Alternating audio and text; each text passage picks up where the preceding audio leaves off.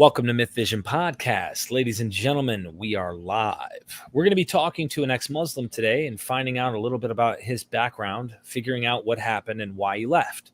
You might be asking yourself, if you are a Muslim, why aren't you having a Muslim come on and talk about what Islam is and all of these questions that I hear all the time? Got reverb coming in from my video here. All right. So you might be asking that question, and I get it. This is something that has happened before with Christians, right? They come on, why are you talking all ex-Christianity? Why don't you have an apologist come on and defend the faith, right? We're going to have those debates. We're going to have those things. Those will come. Be patient if you can. But it's typically used as like a poison the well. Don't listen to what MythVision's saying. They don't know anything. They don't have anything. Well, ladies and gentlemen, I have two PhD scholars, high up there, academics, like extremely respectable within the Islamic scholarly world. They're going to be coming on. In fact, many of the ex-Muslim channels have sat there and said, how did you get him? Well, I have a resume. I have a rap sheet of PhD scholars within the biblical studies and Judaic studies and such, that when I said I want to learn about Islam from an expert, not one who has an agenda to teach you that everything is infallible and it's the words directly from Allah. No, academics who are going to come at this thing, not assuming this is a true worldview and they're just trying to push their game the same way a Christian apologist would. So be patient. We will have experts on the channel. And I just want to interview somebody who's not an expert, but is someone who has had a lot of experience in this. And that's what I've been doing with all the experts or ex-Muslims that you guys think I think are experts. Say that to the Muslim fans. So we're going to get started with an intro. I want you guys to be eyewitnesses of the gods who are interested in what we're doing here at MythVision. And then I'm going to bring our guest on. So thank you all for everybody who's liked, who's disliked, who comments and helps the algorithm, all the trolls that jump into the chat. You guys help grow this channel. Thanks a lot. You can thank your God for that as well.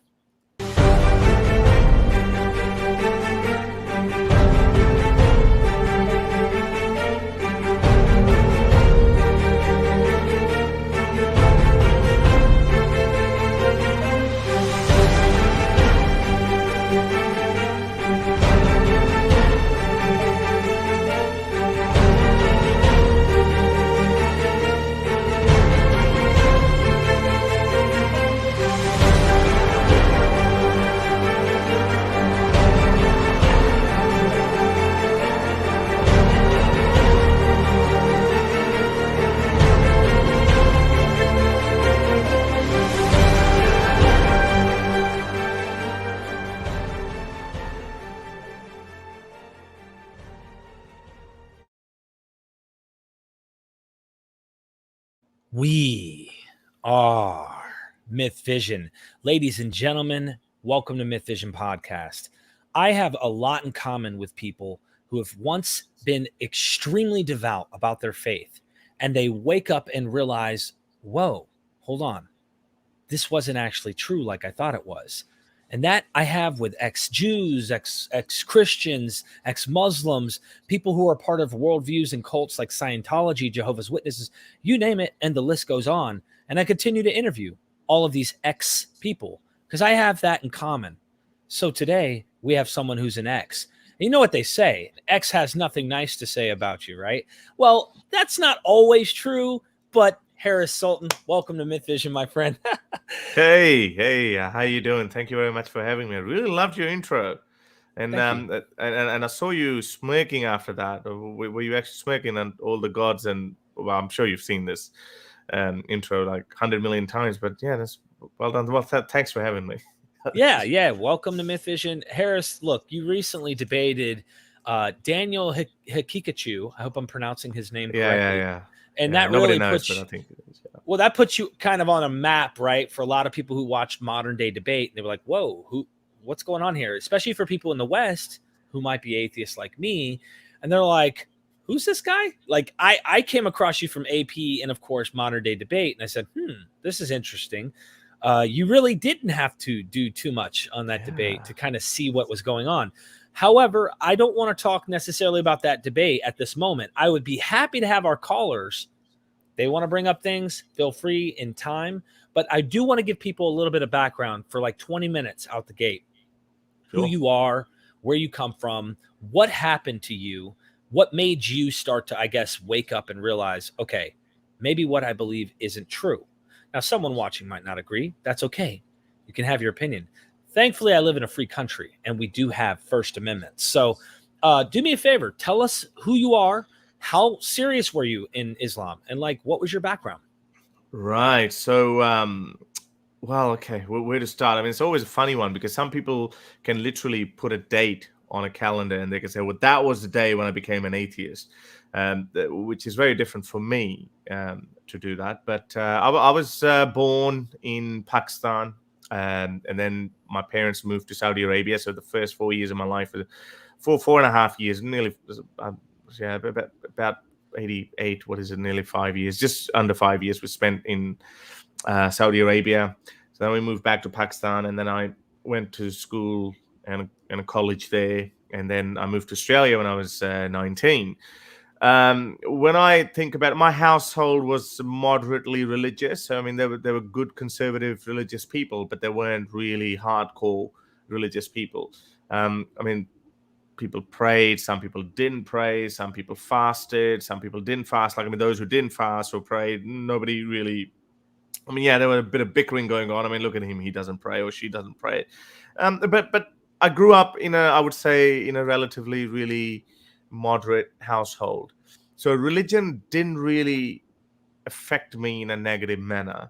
But this is what I came to know of about later on in my life, that I think every child goes through a phase where he probably just, he's curious, he looks up. The night sky plays a huge role in, I think, everyone's life, because it happened to me. And now, with hindsight, now, ever since I started talking about it, I spoke with other atheists, and they were either fascinated by the night sky or the complexity of life, or science in general, some of the general concepts of science, which you think that, okay, hang on, and why is a 10 or 11-year-old kid is actually thinking about that? I remember I mentioned that in my book.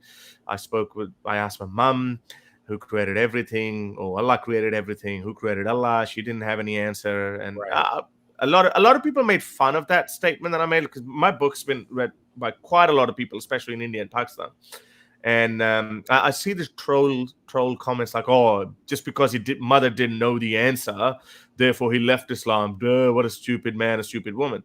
I was like, well, this question's been asked for thousands of years, and I don't think still anyone can answer that. So it wasn't really that stupid. But the point is, I think everyone goes through that stage in their lives when they ask those questions, and then they never get any answer. So they just either ignore it, move on, and get on with their lives. So that's just one of the earliest memories I have when I was questioning, just where we come from. And then there were a few phases in my life when I just got on with it, and like I started praying, did everything. I read the Quran in Arabic. I didn't know what was in it by the age of 10 or 11. You read it in Arabic? Yeah. Well, that's a common trend in Pakistan and all the non-Arabic speaking countries. It's considered virtuous to read it in Arabic. Right. So only if you're really curious, then you should study it. You should read it in your native language. But even in that case, you need to go to a proper madrasa or a school where you get trained, because Quran is written in such a vague, duplicitous language. Then you just can't make sense out of it unless you actually read the commentaries on it. And it just gets messier and messier the more you dig into it. So anyway, so I read the Quran in Arabic so long ago I can't even pronounce Arabic anymore, because it doesn't come to us naturally. So someone will think that's not true. You know what I'm saying? Like, anything that you say just isn't believable because you're not a Muslim anymore. Now, if you said that and you were still an active Muslim and you said, "Hey, I read this in Arabic, but look, I decided to read it in my own tongue in the land that I live in, and dude, I forgot," they wouldn't have a problem. They'd never have a problem with you saying that unless you left. Now you're a liar. I'm just making the point. This is the kind of tactics I've seen a lot, like with my current engagement with devout Muslims, and this is what I see with fundamentalist Christians, by the way. So this is not new to me. Yeah. But initially, I think after some time, people, because ex-Muslim thing is a bit unique because it's all still very new. Probably not as new as when I actually even started, let's say even 4 years ago. There was still a lot of skepticism amongst Muslims regarding ex-Muslims. They always thought that no way, this is a conspiracy. No, how can anyone leave Islam when it's the real religion? It's the one true religion. How could anyone leave it? So there must be a conspiracy. It must be an Indian pretending to be once Muslim or something like that. But then, because now so many of us have come out, that it's just almost impossible for them to ignore. So they've moved past it. But I'm sure there would be some sort of people who just say, "They're not lying. You never read it." There's still those kind of people there who say, "No, you never read it. You never understood it." But again, what I'm saying would actually resonate with a lot of Pakistanis and Indians and Bangladeshis and all these other non-Arabic speaking, Arabic speaking Muslims, because throw in Indonesian and Malaysian as well, because it is considered virtuous.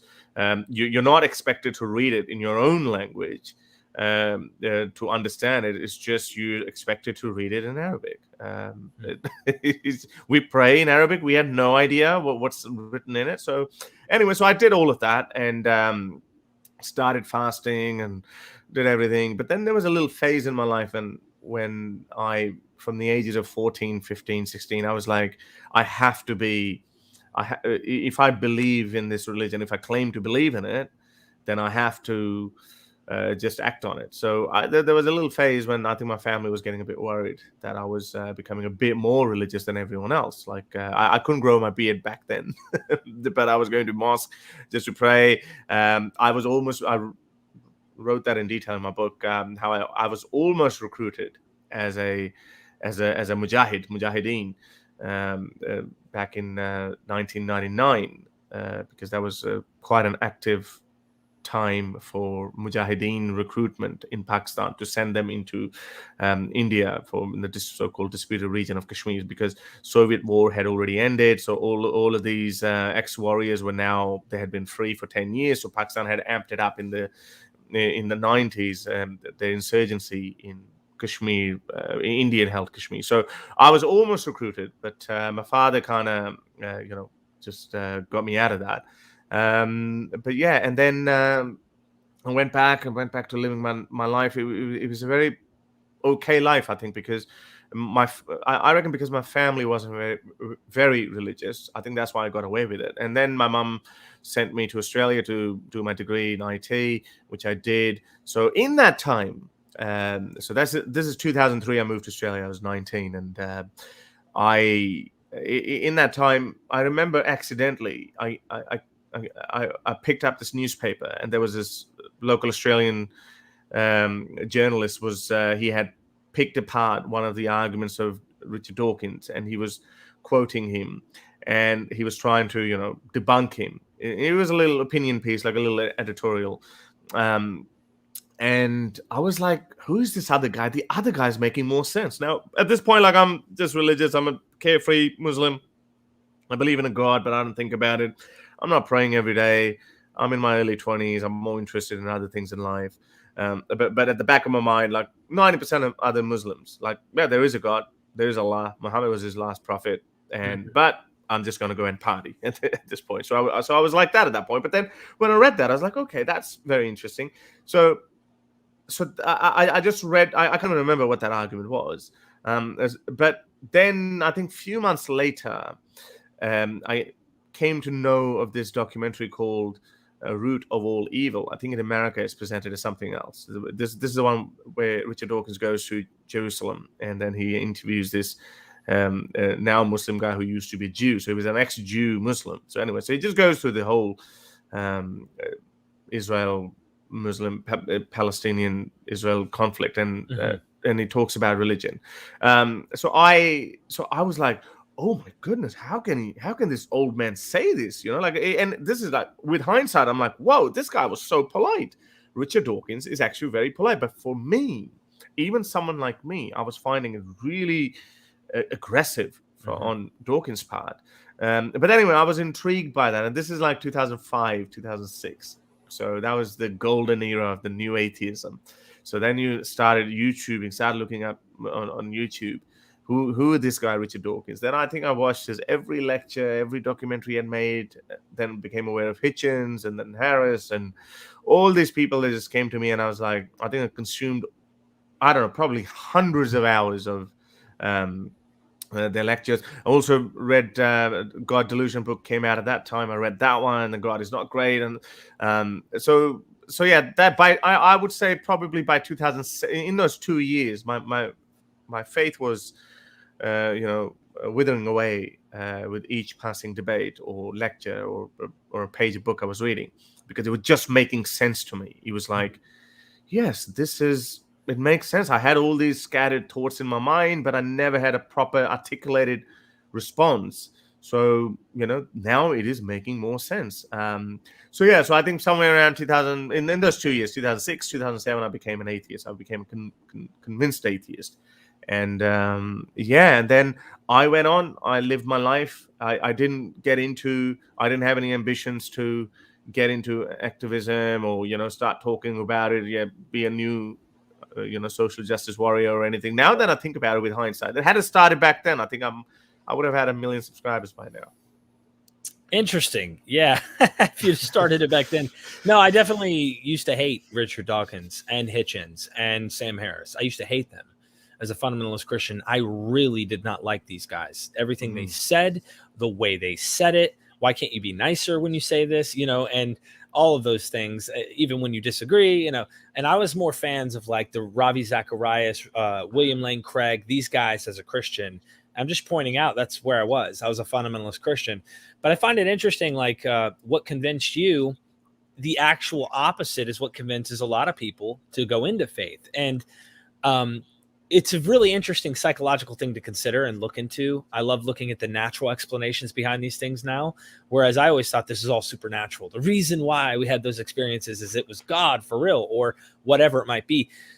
Now I realize, okay, hold on. We have these experiences in non-religious settings, in normal relationships we have with people. Maybe this is something here. But we've got some people in the chat, right? That I'm sure. I want to ask you a question before you move on. Yeah. Go ahead.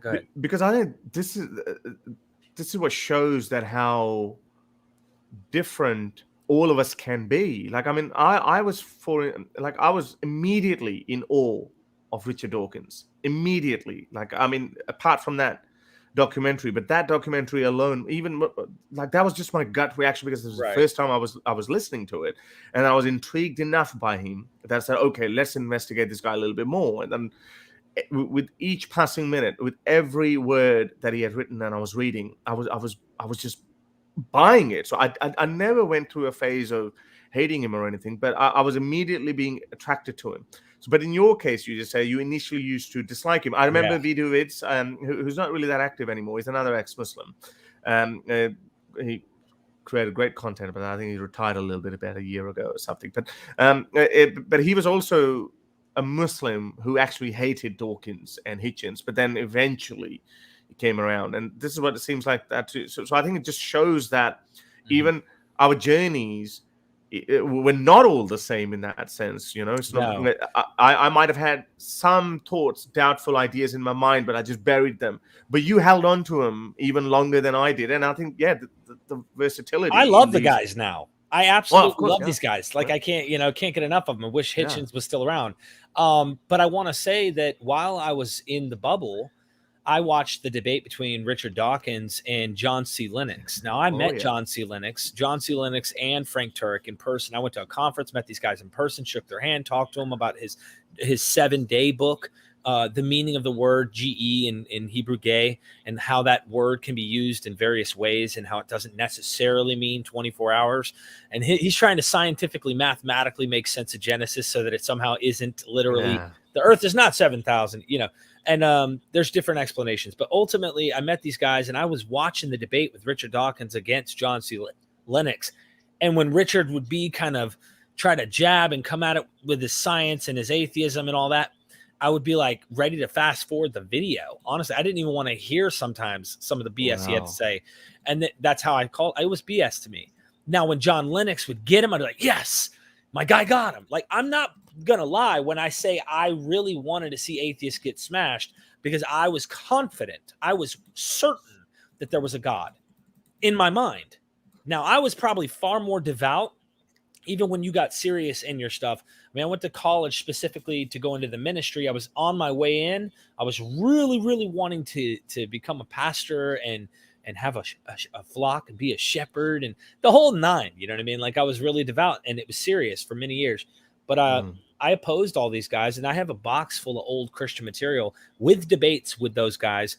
I purchased it from the Christian website, of course, to make sure that it supported my people. But yeah, I share a lot in common with you. And now I'm thinking natural understandings better suit the data. That's what I'm realizing more and more. But this is what makes me wonder, because I remember when I watched a debate with William Lane Craig and Sam Harris ages ago, maybe the one John Lennox.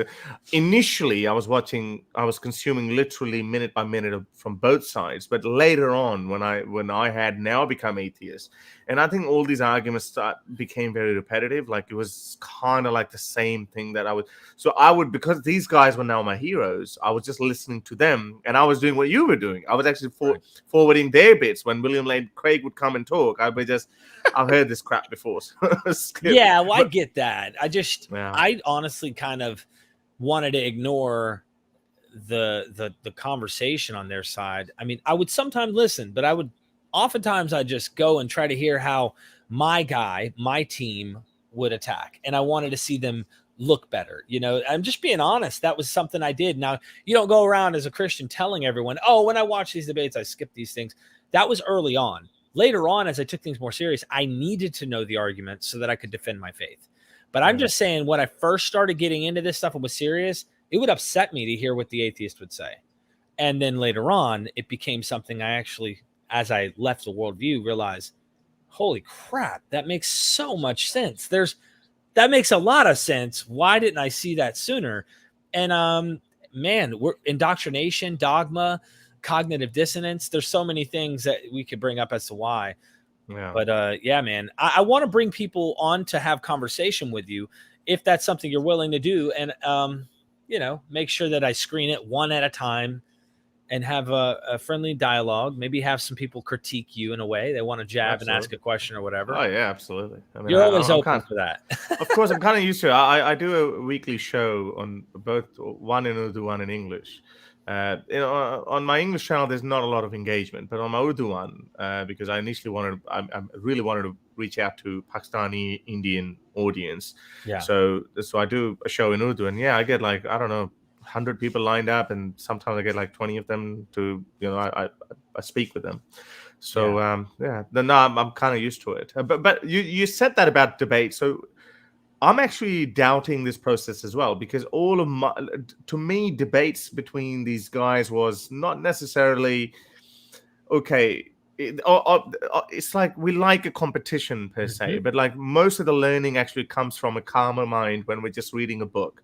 Thank you. When we're listening to their lectures, that's when the learning comes from. Because and now, and this is why now I'm again being put off by debates as well, even though like it's good entertainment, and don't get me wrong, I enjoy that aspect of it. I enjoy the like a competition part of it, but I'm really looking at it as a waste of time in terms of learning something. Because even in all my experiences, I before this Hakikachu debate, I think you're probably going to talk about it at some point, but before this one, I spoke with another Islamic scholar. He's a mufti, Uthman. Oh jeez, what was his name? I just forgot. I get those all the time. Yeah, but anyway, so the audience knows. I think probably 100,000 people watched that. So that guy, he came to my show. He's an American Pakistani, I think. Well, he must be American Pakistani. But David Wood might have spoken to him. I think Apostle Prophet might have been trying to get a hold of him. I don't know, but he's big time. So. I wanted to do him in Urdu first and then in English. And then first of all, as I said, because I was more concerned about getting people in Urdu. So I spoke with him. 100,000 people watched that. And then again, I was attacked by a horde of Muslims coming in and saying, we won. And I'm like, are you even watching or listening to this? Right. Probably every time I start talking, maybe they skip that at that point, because he was a denier of evolution. And in that video, he changed his view. I pushed him to acknowledging evolution to be a fact. So he changed his position. He now accepts evolution, but then Muslims are ignoring that huge part. So I actually had to upload it separately, that excerpt that went on for like 40 minutes. And I was like, what do you think now? So, I think people just don't really watch debates to learn. I think it's just... let me ask you an honest question here. And I totally agree with you, by the way. I want to make a point. I live in America. People are extremely proud of their football teams. My brother is a Redskins fan, big time. Now, they can't be called Redskins anymore for political reasons. Their name has been changed to something, the Washington, I don't even know. But the point is because the Indians had red skin. This is the whole point. Like, we got to stay away from color, designations for people and such. And I get it. But the point is, he is a diehard Washington fan when it comes to football. He doesn't go to a football game saying, may the best man win, and I'm on that side. So whoever wins is going to be the guy I land on. No, he is a fan of the team he enters into the arena with. That's why I said initially as a Christian, when I first began getting into the whole debate stuff and watching these debates, I rooted for my team. And I actually have heard a lot of comments from people who've watched your debate with Daniel Hakikachu, and Muslims say you got your butt whooped, right? And then the other side would say, there are some people that are atheists that wish you did better, right? On certain things. We're human. Got it. You're fallible. I get it. You don't have all the answers. And I don't know, you might have been shocked by some of the things that were said to the point where you're like, I mean, what can I say? So the point is people who are on your team are most likely already rooting for you. People who are on the other team are most likely going to root for the opponent or the other side. It's just natural. I don't like debating. People have asked me, why don't you debate? I said, I have discussions. I like to have a conversation to understand why you think the way you do. And at the end of the day, I will respect whatever you believe at the end of the day and walk away. Though I don't agree, I won't conclude your ontological position. I will at least know why you think the way you do. And in my head, I might be able to reason why I think that. I might have an explanation. So I'm with you on that. I think debates, I'm not a big fan of them, though they're entertaining, like you said. So I'm not going to them to learn and educate myself. I have galore of books that I'd rather read, or believe it or not, over the past 2 years with MythVision, I can make phone calls to PhDs, and I'm trying to do the same thing in Islam now. So I've been making connections. It's just much more difficult getting apologist type of academics in the Muslim world. I'm searching and I'm sifting through. I've sent tons of emails out.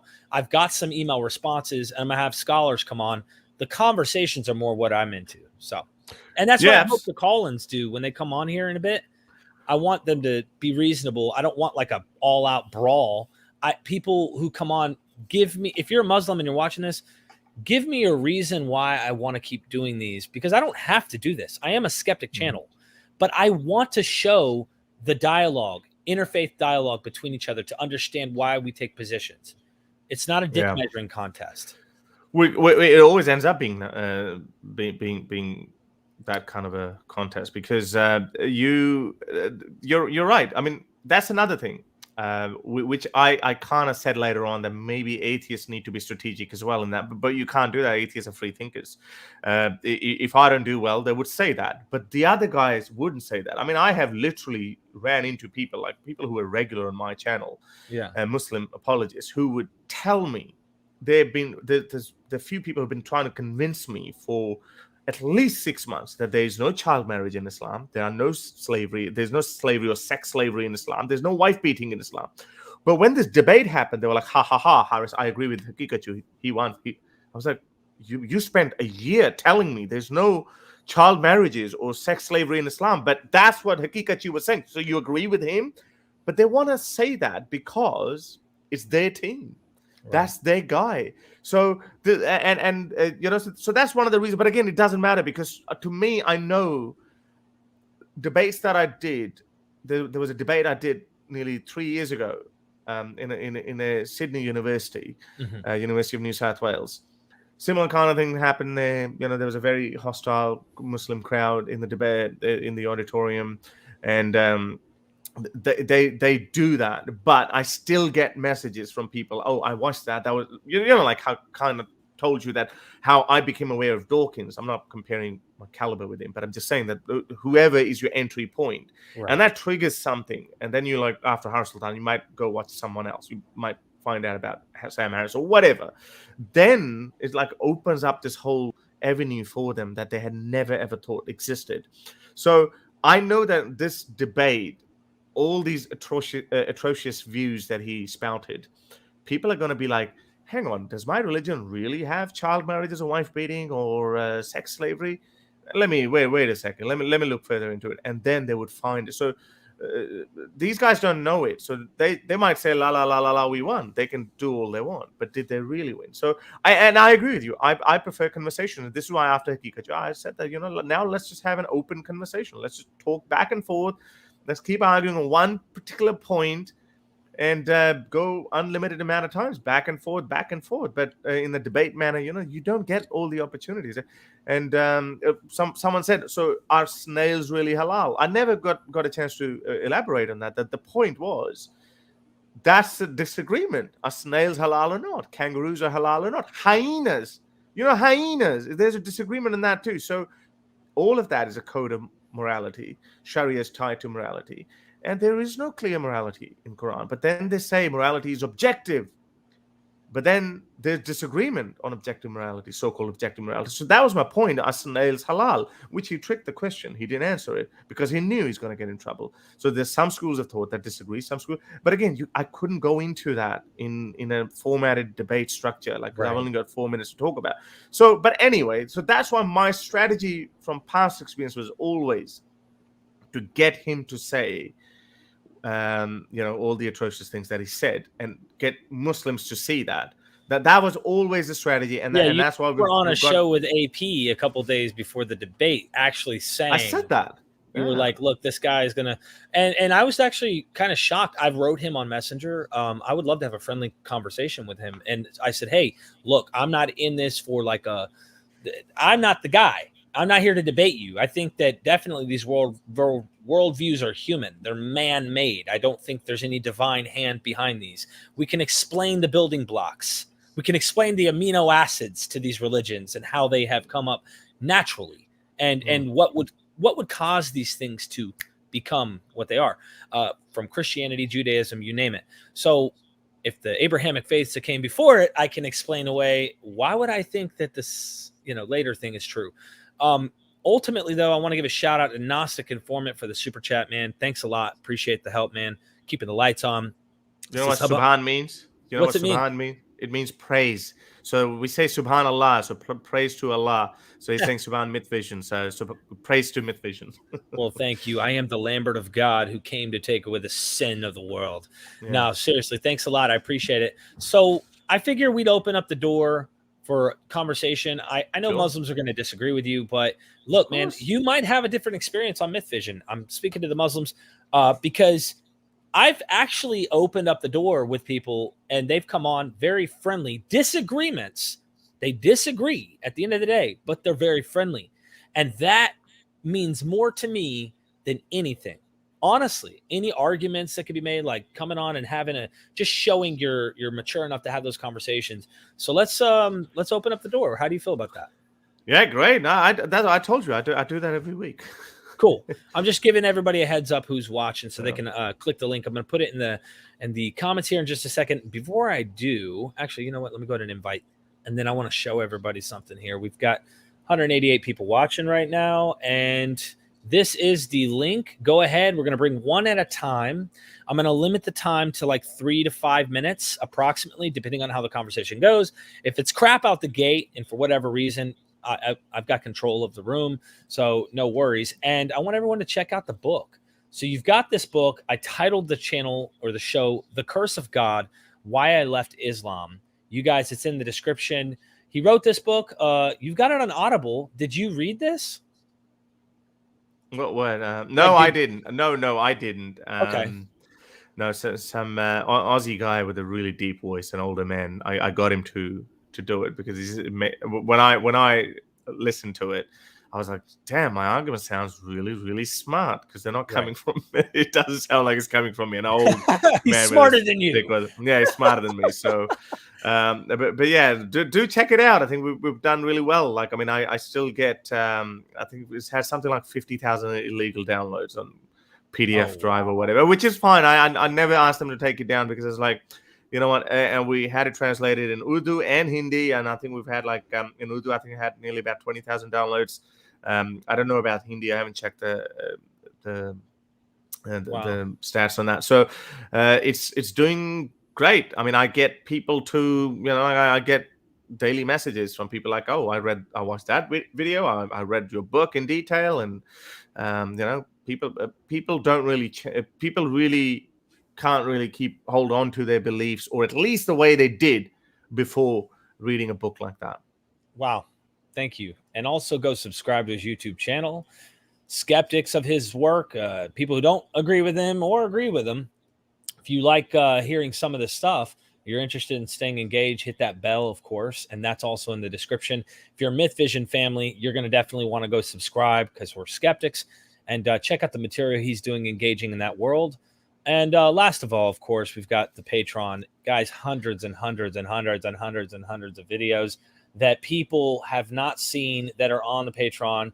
And then when you get to the bottom, I only loaded it so far. When I say that, you can have a video made with your question. Like, this was probably a patron's question, someone who joined and asked the question. I interview the academic, I ask your question, and you have a video in your name. You hit that load more, and what happens? It gives you more videos, and you can keep on going. I mean, you'll probably never go through all the videos that I have on there. Okay, now we're going to be going to some of the people that are in the chat. First one in line was British Muslim. Welcome to MythVision, my friend. Hello, Derek. How are you doing, mate? Good. How are you? Welcome to MythVision. Yeah, mate. Not too bad. Not too bad. So yes, great to have Harris on the show. So the first question I want to ask him is just in relation to the debate he had with Daniel Hakikatju. And with regard to the opening statement, does he, looking back, reflecting on the debate, does he think it was wrong to bring up the murder of Daniel's sister in the opening statement of that debate? No, absolutely not, because he brought it up himself. He's written a piece on that. He used that. Some could argue. He actually said that if you go and read that, read his post or article, whatever he wrote, the blog he wrote. He said that because he obviously was getting a lot of backlash about his views on violence against women, and obviously people get pushed over and over again about the wife beating verse. So he was saying that, like, I am a victim of violence towards women myself. So he was actually using that as well, and I get that, which is perfectly fine. So I am psychoanalyzing him. There was nothing disparaging said about Donna herself. I actually became aware of that only 2 days before the debate, when I actually spoke with Apostate Prophet. I wasn't even aware of that. But when I looked at it, it's like, oh, all of a sudden it actually makes sense. And someone said that he's actually already said it, that this is why he actually doesn't like the Western justice system, because it somehow doesn't deliver justice. So he whatever his worldview is, it is linked to that. So I think that's perfectly fine to, when I'm just talking about him, just him, there's nothing else, just him, it's perfectly fine to look into one's history. But the problem with that is it's poisoning the well, essentially, right? So I would argue that it's fallacious reasoning, because obviously it's a logical fallacy to start off by saying that this person, he thinks like XYZ, like Hitler, etc., because of the murder of his sister. Bringing all that up, I don't think it's good in terms of the debate, because it's got nothing to kind of do with the topic at hand, if you know what I mean. Well, not really. I mean, I think it's perfectly fine, because there's a whole subject in psychology where, for example, humanizing Hitler. So, and again, Hakikatju has a long way to go to be listed in the list of most evil men. But the way he's going, he could probably end up there. But it's not. This is an legitimate part of actually looking into people's psyche, that what might have triggered. For example, in Hitler, people go, okay, well, did he start hating Jews because the doctor who was looking after his mother was a Jew, or was it because he wasn't allowed in the given a place in that art university that he wanted to be in? All those factors were looked into again. So in the context of the debate, in the opening statement was the only place where it was most appropriate to put it in, just to actually put. You got to understand from our point of view, we look at it over and over again and we go, so why would someone live in a Western country and hate it so much? They must be coming from somewhere. So it is like an opening statement. You do that in a court. You would actually psychoanalyze someone. You would put the argument forward in front of the jury that this could be the motive, whatever. So all of that is perfectly fine, as well within reason. I could appreciate. For example, Susanna is the only atheist who actually criticized me on that, which is perfectly fine. I can appreciate it coming from her. And if I was also an atheist watching it from the outside and someone else had said it, I might have found it distasteful. That's perfectly fine. But those guys are logically consistent. When it comes from people who actually bring up, this is Hakikachu's worldview, that I can be murdered and my women can be taken as sex slaves. Can it be more personal than that? It can't be. So, atheists criticizing that, fair enough. They're taking a principled position, but it cannot. He can't ask for it. It's like he can. Every time when someone asks for, okay, what is he? Is he appealing to my human rights? But sorry, you don't even believe in human rights. So their objection is fallacious itself. I've given you my reason why I did it. I did it because I'm just psychoanalyzing him, and I'm giving it to the audience that why he's come to that point. Okay, fair enough. I mean, I don't want to defend Daniel. I think his views are pretty much garbage. But in the context of debate, I disagree with you on this one. But moving on from that, one more statement, if you don't mind. I've got people waiting. So yeah, just one more question. Yeah. Essentially, I wanted to ask whether or not you think it's worth expanding the definition of what it means to be a Muslim, right? So, for example, we both live in Europe now. So in Europe, we have 3 Muslim majority countries, all of which are completely secular, all of which are Muslim by identity, not by belief, right? So would it be worth considering kind of expanding that throughout the rest of the world, having a broader definition of what it means to be a Muslim, whether it be just by identity, even though, you may lack the belief in the existence of God? It's funny that you asked the question, and I'm really happy that you actually posed it that way. I actually wrote my book, nearly 4 years ago now, and I actually did divide it into 4 groups.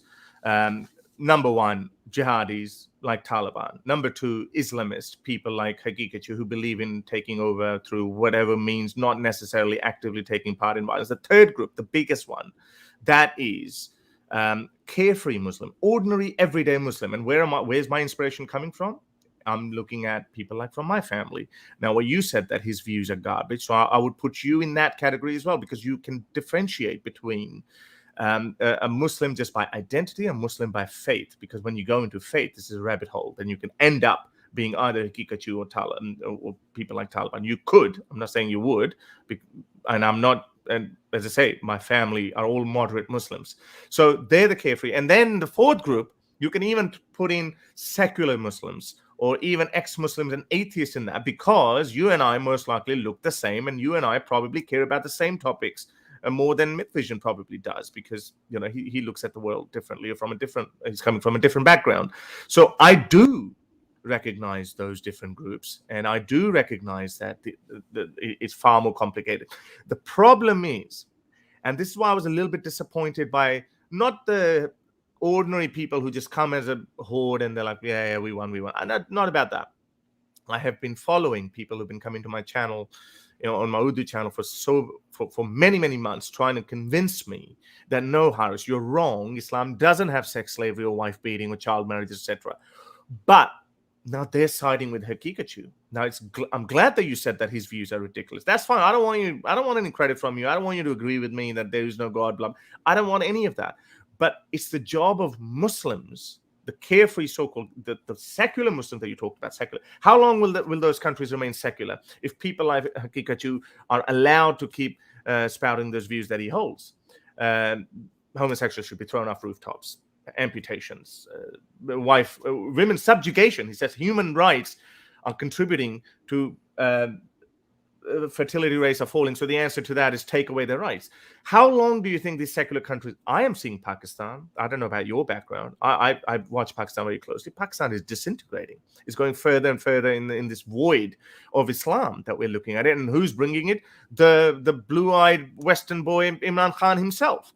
So how long will this happen? So you guys need to call that out. We are already outsiders, and then we have to put up with other kind of nonsense. Fair enough, and we can live by that as well. But it's the people from within Islam, they need to call that out. And I recognize those groups that you're talking about. I want to allow British Muslim to respond, and then I got to go ahead and bring him off. Yeah, cool. Our next one. Yeah, please.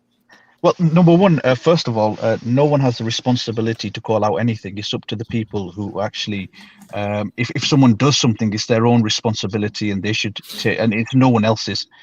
Secondly, I don't think Albania, Bosnia Herzegovina, or Kosovo are going to go down the route of Pakistan. Or I don't know if you've been to these countries. You'll find more hijabis in London than you will in any of these countries. These are white Western European countries. They have white Western culture. They don't have backward South Asian mentality. This is Europe we're talking about.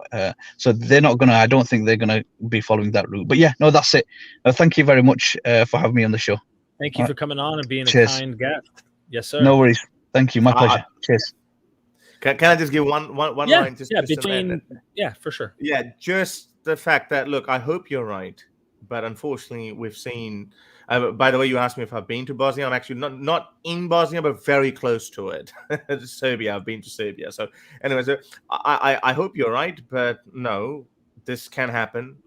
Iran, Afghanistan, Pakistan was never like that. Pakistan wasn't like that. So Islam has a way of making a comeback in the ugliest form. Thank you. All right, we have another caller here. Welcome to MythVision, the perfect dawah. How you doing, my friend? Yes, hello. Hi, Direct. Thank you. How are you? Good. Good to see you back here. Yeah, thank you.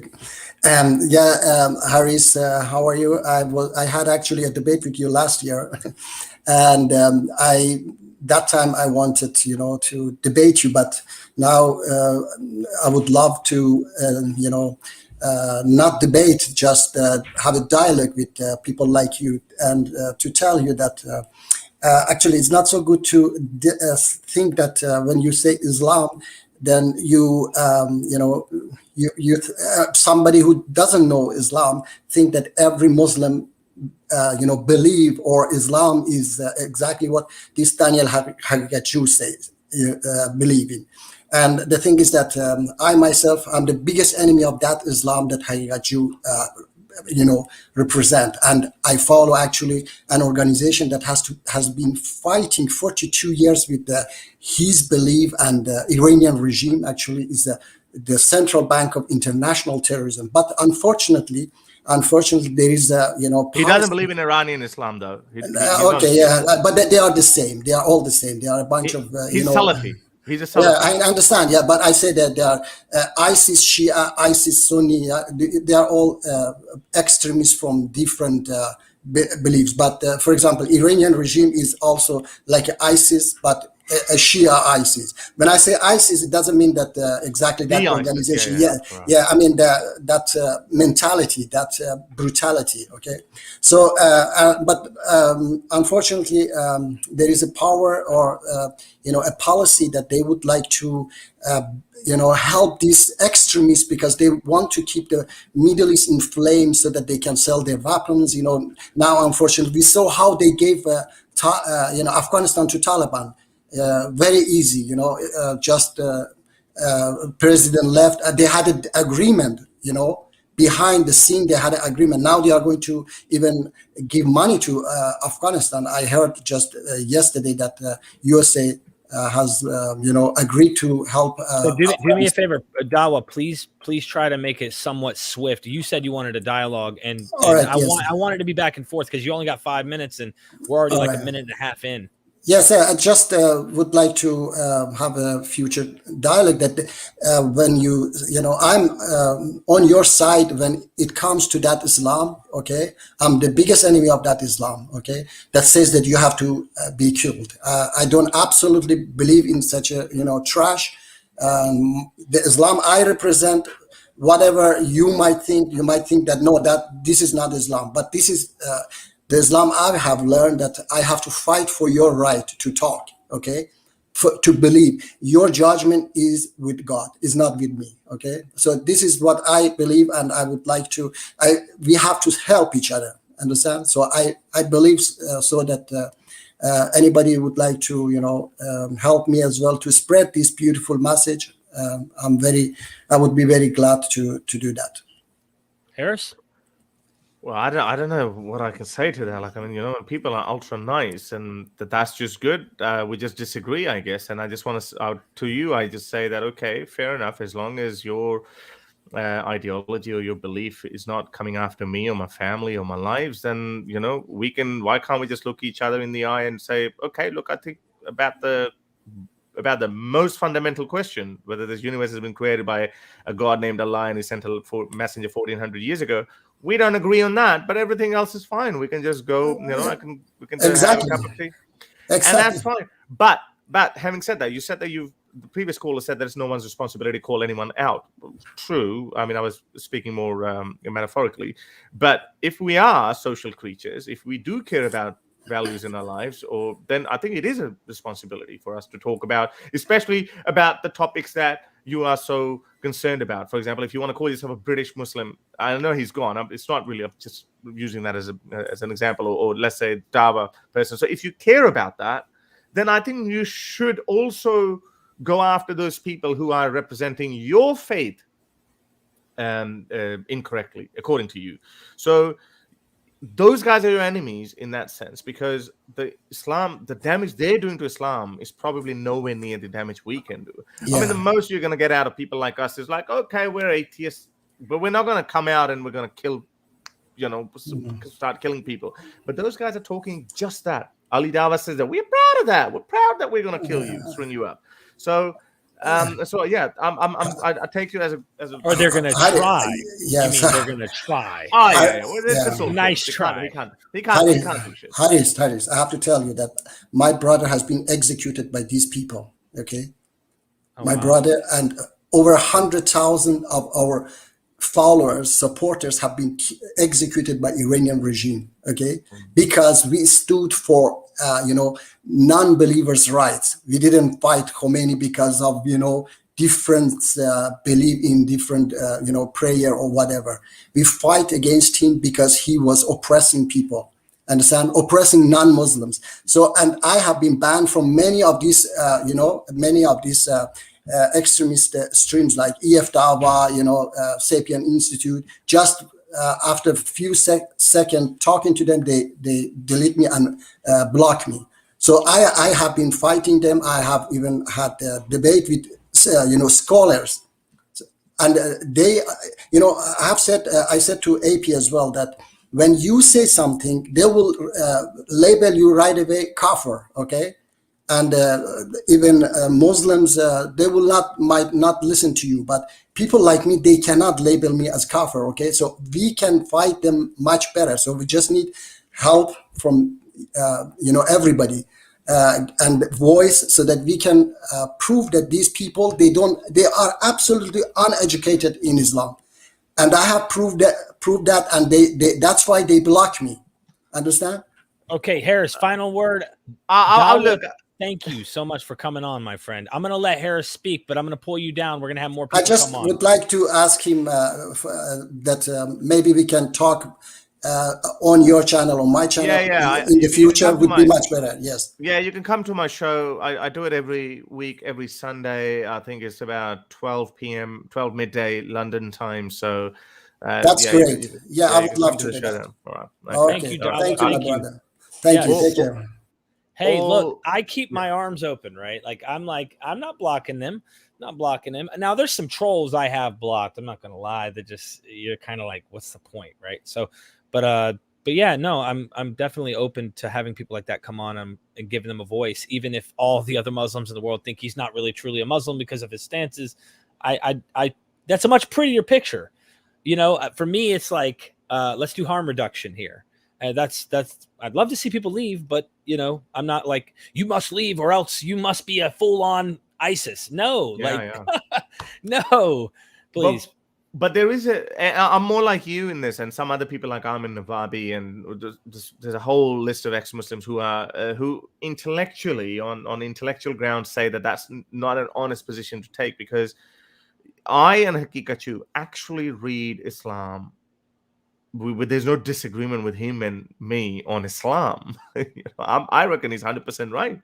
I think what he's saying about Islam is 100% right. But with this nice gentleman who thinks that, you know, Islam is rainbows and butterflies and, you know, some very benign religion. Like I think an this esoteric thing, probably. He's probably more into the spiritual side of things, if that makes sense. Yeah, but no. These guys have. If you interview them, if you speak to them long enough, they would actually tell you beating doesn't mean beating. So, so they just found people wanting to stay in the dogma have found a remarkable way, which we only see that in religion or superstition, that they would go to any lengths to just, you know, to confirm their bias, to justify their bias, and they would even change the meanings of these I know. of the verses. So, the New Testament with the end, Jesus thought it was going to happen then, and of course the meanings start to take on new meaning, and people interpret words to mean different things, because language is flexible to some degree, and so things become what they want it to be. But is there anything else you wanted to say about that? No, I think this is it. I think we can move on. I mean, so some of the nice people, I just don't see any point in, you know, arguing with them anything about. Okay, awesome. Yeah, I just dropped the link in the comment section for any new callers who would like to jump in, and this is kind of what we do. Like, you've seen pretty friendly call-ins so far. I haven't had anyone really too hateful. Even when people disagree, they come on and they have to talk. So no, people generally have totally different. I have. Like, as I said, I've been doing this for nearly 2 years. People say one thing in text, but they are totally different when they come to talk to you in person. Right. It's, and I'm not saying they're cowards or anything. I think that's just how humanity works. I think that's just how we are in general. Unless we're just, you know, just out there just looking for a fight. I'm an idiot. Everyone said you've been dropping YouTube. I noticed that. So that was the debate. Okay, well, thank you for correcting me. Someone in the chat, Josh, or I hope I'm saying your name right. Thank you for notifying me. I'm sorry, everybody. I was wondering, like, usually there's like 3 or 4 people already jumping in, and I want to be fair to give everyone time, you know, but not too much time, so that we can have more people call in, and we don't have all the time in the world anyway. So definitely interested in getting more callers, different people to jump in and have a conversation with Harris. So call in and we'll bring you on. I apologize once again. I've been dropping the debate between you and Daniel, like saying, come on in. But yeah, I personally, I get it. Like, I'd rather people take an interpretation that is less harmful if they're not willing to consider maybe this is all not actually true ontologically. There may be some practical things I could take away from a lot of these religions. They all have some things that are kind and good and beautiful about them, but overall, I found freedom without it, and that's one of the things that I do with this channel, is to show people, you know. I think we have what it takes. That's me. We do have someone here. We're going to pop you on.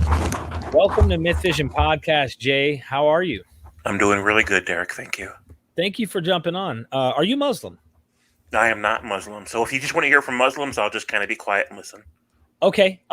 Did you have a question real quick, and then I'll drop you off? I just had a single thought that I think it's ironically a good thing that religions are being forced to reimagine themselves in a way that makes them more good. It's historically revisionist. It's not honest. But if we're forcing them to say, you know what, we're actually for these other really great values, right? I mean, I'm okay with that, because that's getting them to progress, morally speaking, and helping them evolve in a way that helps everybody. Thank you for the comment, and appreciate you jumping on. Thank you, my friend. Thank you. Yeah, that's what I'm trying to say. I mean, ultimately, where is morality coming from? Your book, your God in the book, the prophets, really? You know, is this not a construct that has developed with man? We can see the ancient Near Eastern laws, Hammurabi Code, etc., similarities biblically with these laws. And a lot of this stuff involves slavery, and it's just something that was commonly practiced, you know, in those times. So there's a lot there. We do have another person. Did you want to comment on that statement, though, before we bring him on? No. I think, yeah, it was just a comment. I think let's take another one. All right. Awesome. So let's see. We have Jojo. What is up, Jojo? Hey, hello. Yes. Sultan. Hello. I wanted to comment on something with debate.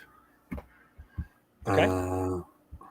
Like Susanna from Atheist Republic said, I agree that you shouldn't mention the sister of Daniele Kukuchu, peace be upon her, during the debate. I'm really with her. I shouldn't. I'm Yes. having a hard time hearing you. You said you wouldn't have brought that up. Is that what you're talking about? Yes. Okay. Yeah. Did you want to comment, Harris? And No, I think I've already answered that. I think people have seen the reason why I did it. I'm not gonna keep going over and over again. Okay. Well, Jojo, did you have another comment? Yes, a question. How did you view the world during and after this conversion?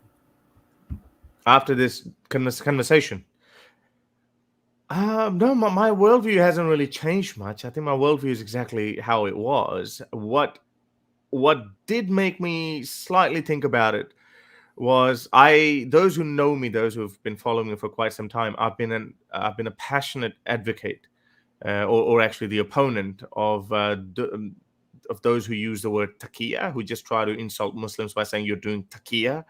Taqiyya, those of you who don't know, Derek, taqiyya is a little vague concept in Shia Islam that you can lie to save yourself. So the critics of Islam say, anytime when they think that Muslim is lying, they just say, "Oh, you're doing taqiyya, aren't you?"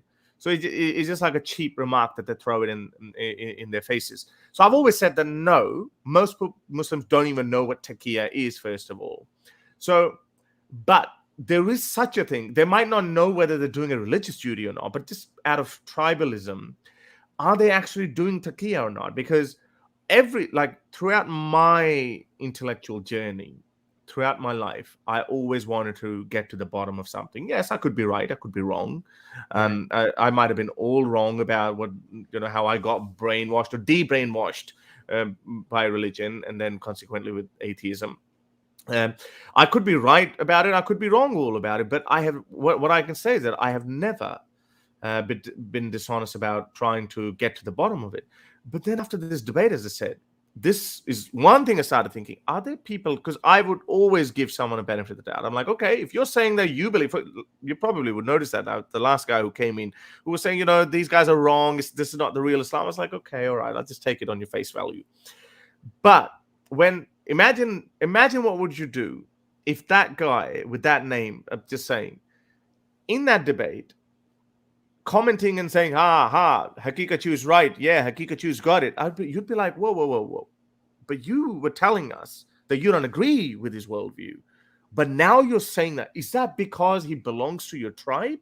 So that taqiyya element, I think they might not be consciously doing taqiyya, but are they deliberately lying for their own tribe, for the glory of their own tribe? I have started to think that now a lot of people do that.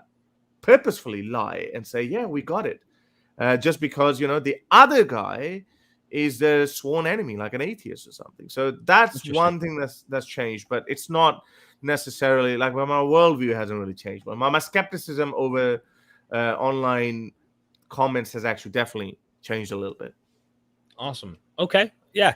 I definitely don't think Dawa's doing that, but because he's stood pretty strong against those positions. But he's called in a lot. I know this guy. Yeah. I'm not saying it. I'm not you're saying giving an example though. I actually have a very similar guy. I would actually name him as Naveed Afzal. He's been on our channels for 6 months. We've spoken to him nearly 20 times. And I always respected and always took him on face value. He said, Harris, you keep bringing up the sex slavery. There's no sex slavery in Islam. It's the invention of the later Khalifa, the caliphs, and, it's all internal Islamic post-Muhammad's life, politics, blah, blah, misinterpretation. And then when this debate happened, he's like, Hakikatu. His points were so much stronger. The guy was literally defending sex slavery. So I'm like, whoa, get out. I never want to see your face again. That's what I was referring to. I only use him as an example because you guys don't know this guy that I'm talking about. Yeah. I get it. I haven't seen that from this gentleman. So, okay, we have another person here. Philosophy in Depth. Welcome to MythVision, my friend. Thank you very much, Derek. Thank you for joining.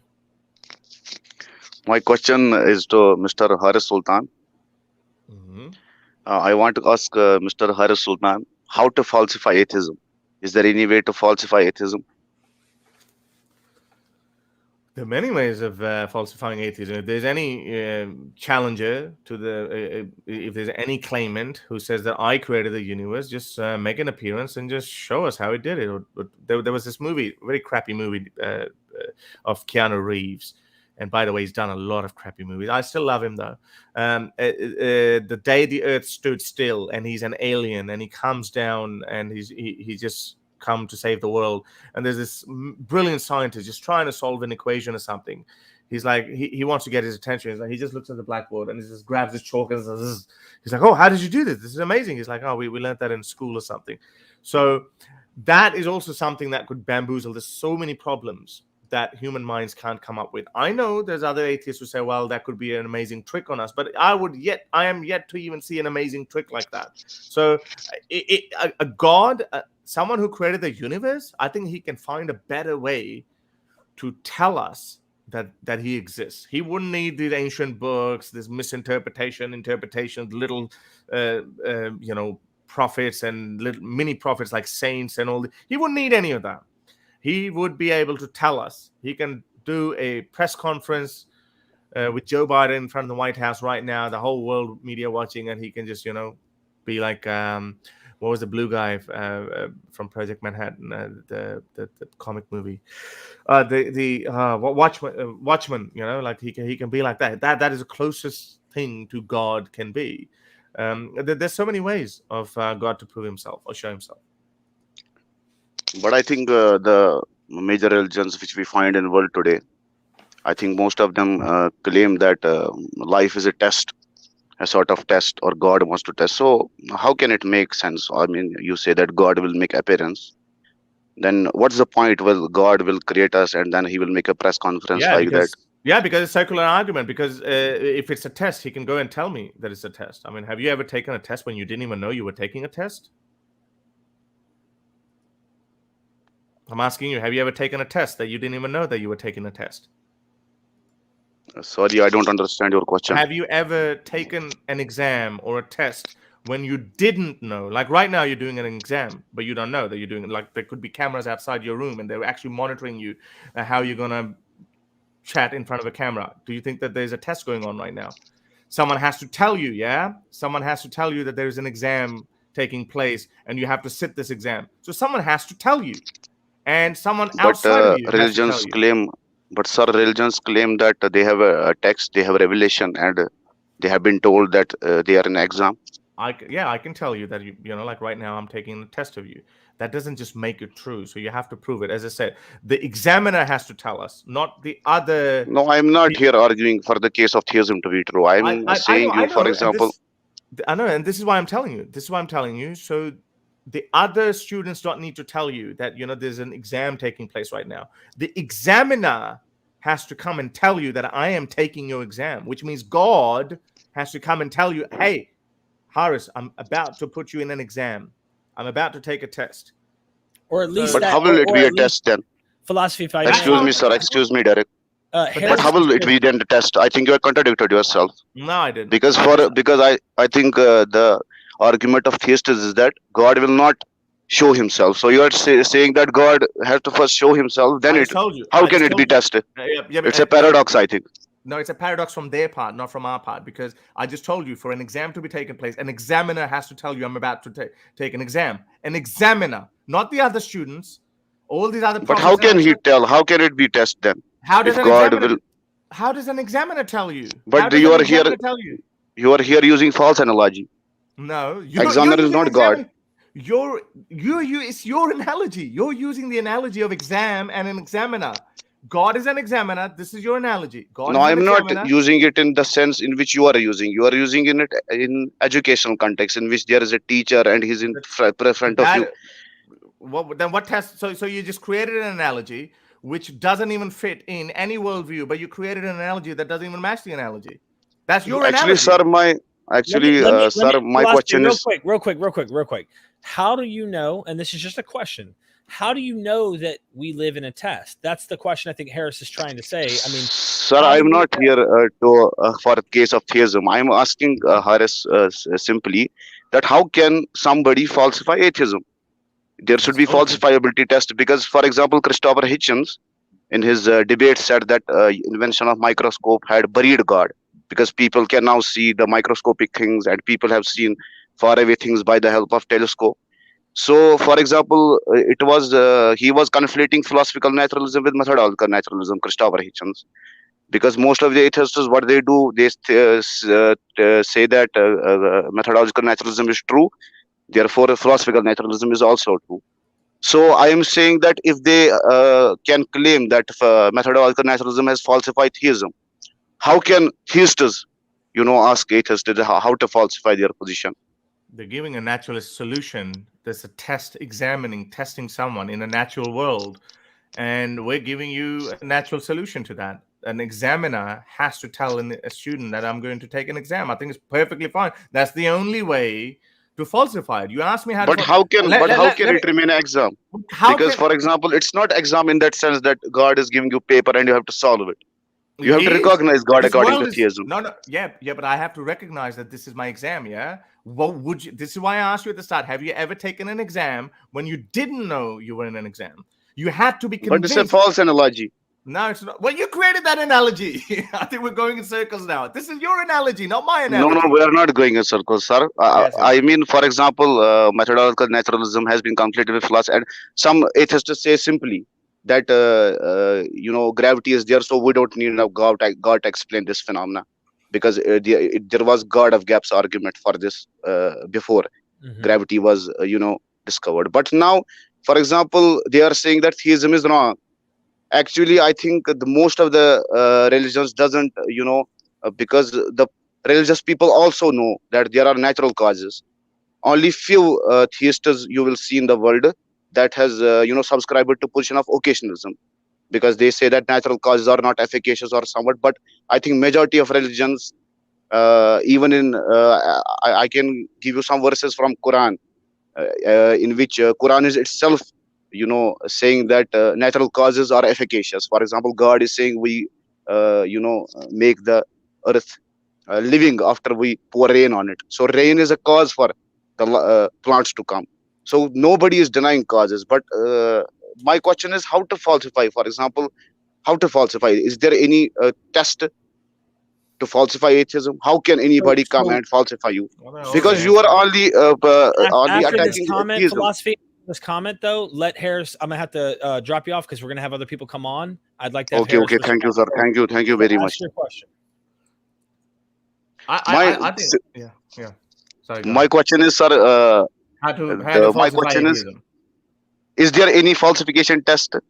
Because I think most of atheists to which I had talked say that atheism is simply lack of belief. Yeah. So if they are not claiming anything, if for example any atheist is not claiming anything, so why he is he is in that position in which he has made himself non-vulnerable to any kind of attack, because he has non-belief, so he has nothing to postulate, he has nothing to deny. So how can we talk to that person and falsify his position? Because there can be some falsifiability test. Okay. Thank you. So, all right, I dropped him off of the video, but go ahead and respond to that because I'd love to say 100 things about that too. But this is a show for you, so please. Right.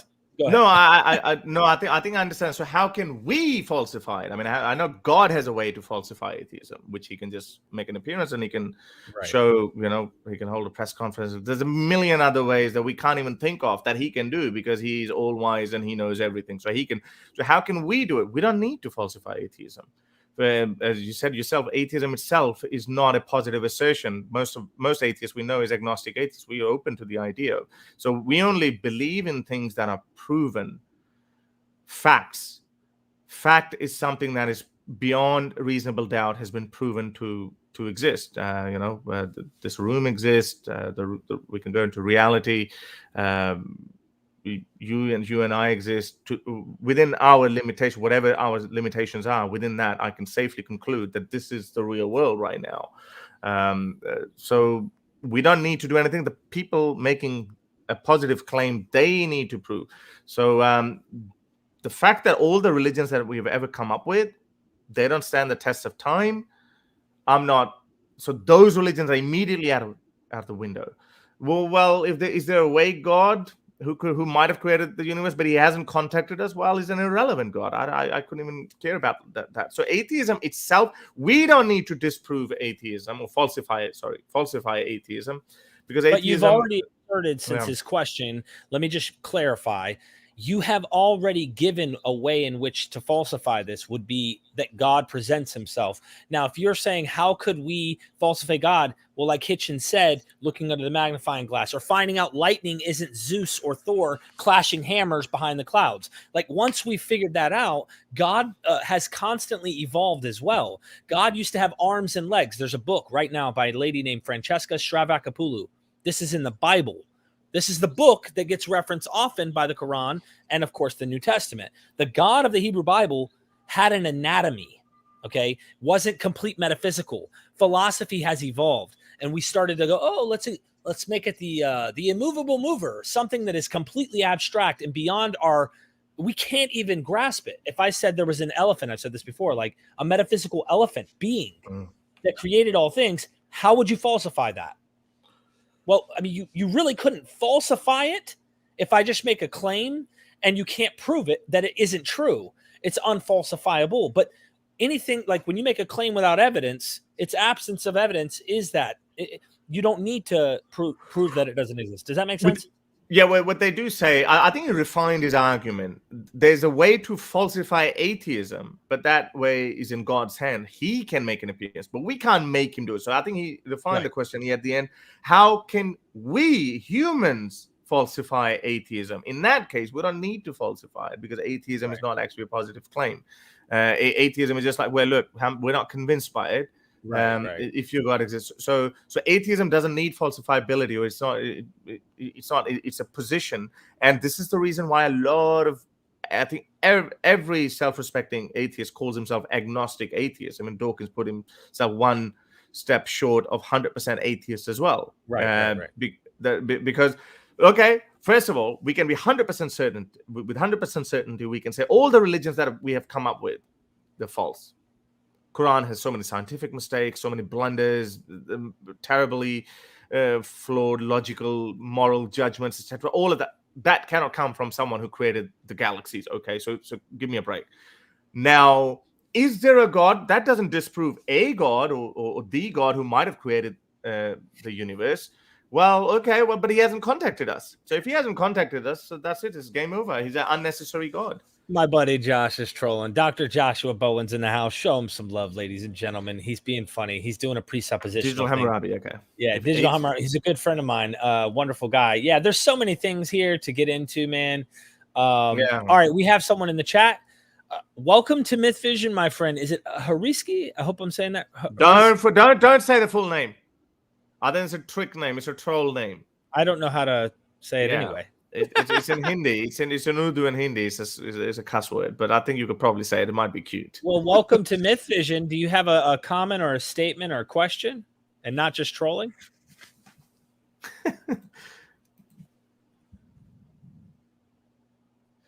Is that See, don't. It's a. Okay. He fall out. So You read. Notice? You know this? No, well, I read it straight away. So he deliberately wrote it that way because you wouldn't get it. So it said Ariski, so meaning of Harris, and then he had followed by a cuss word. But then I would, but what I do, because I don't know the swearing rules here. So what I do sneaky. And just a typical Paki Muslim or something. But anyway, so what I would have done, I would have been like, because I got it straight away. I would have replaced that with Muhammad, where he said Hariski, so Prophet Muhammad, and then I would have read the rest of the word. And then that would have triggered them even more. And I do that all the time, and they've actually stopped doing that to me now. That's kind of funny. I made a post saying that, and by the way, here's the link again for those who are Muslims and they want to call in and talk with me and Harris. Please do. I made a post talking about how I would never burn a Bible or burn a Quran and stuff like that. Like, it's to me, it's immature, right? I have no reason. But then someone was like, "Oh, you're against AP then because AP did this." Now, someone said he didn't do this, and I'm thinking to myself, that's not even why I did the post. People have been asking me, people on the atheist and the other side, and maybe even Christians who are like anti-Muslim or whatever. There might even be Hindu, people that are in here, Hindi, that are saying, look, burn the Quran or burn the Bible, whatever. But they've been messaging me that. So I ended up making a post. I'm like, that's not my thing. Like, that's immature to me. I'm only asking for negative attention at that point. And then they gave me a little bit of context saying what happened with the threats that were going on to Abdullah Samir and apostate prophet's wife and things like that from someone like Muhammad Hijab, which I don't even know the guy, right? And then they were like, no, we're trying to get him to stop. And so what better way than to say, if you stop, we're not going to keep tearing with our freedom of speech and rights, tearing the Quran and such like that. So I don't know the context of their reasoning. But for me, you want to threaten, you want to threaten me. You want to talk about, something with my wife. Come on over to the house. You know what I'm saying? Come on over. I've already told you this on the phone. Like, you guys show up. You'll try. Well, we know that, but we know that it's these guys when they go there, when they go to the family, and when they start attacking them, that's just they're just gone to the next level, and that's when it becomes really hard for everyone else as well. So again, on that point, people might be, oh, Harris, you brought up. I never brought up Daniel Hakikatu's sister in a negative light. I even said it so vaguely, mentioned it vaguely, just to psychoanalyze Daniel. And I said it again. I said it even, I think I said it in one of the corresponding videos, and I think it's important for me to say that. People like me, Daniel's sister was a victim of a violent crime. People like me, I have countless videos. I can't even count them on my both Urdu and English channels, where I have stood up for women who have experienced violence of that nature, and I've spoken for them. I have gone with the women rights movements who have been banned in countries like Iran and Pakistan to stand by the kind of women that Donna unfortunately experienced. So people like us, our whole existence, our whole movement is to stand by those people. But people like Hakikatu and his crowd, on the other hand, what did they do? Everyone knows that. They actually shame them. They say, what was she doing outside the house? They literally say that. So I didn't want to go further. And I've been purposefully avoiding it, but I think it's important for people to know that distinction. There was nothing negative said about Daniel's sister. And I said that, and my heart does go out to Hakikatu family. But I'm specifically talking about Daniel's own behavior, his behavior. And to be honest, I don't think he was even fussed by my comments. I think it's the other people who were fussed by it. He was making jokes at the end. Right.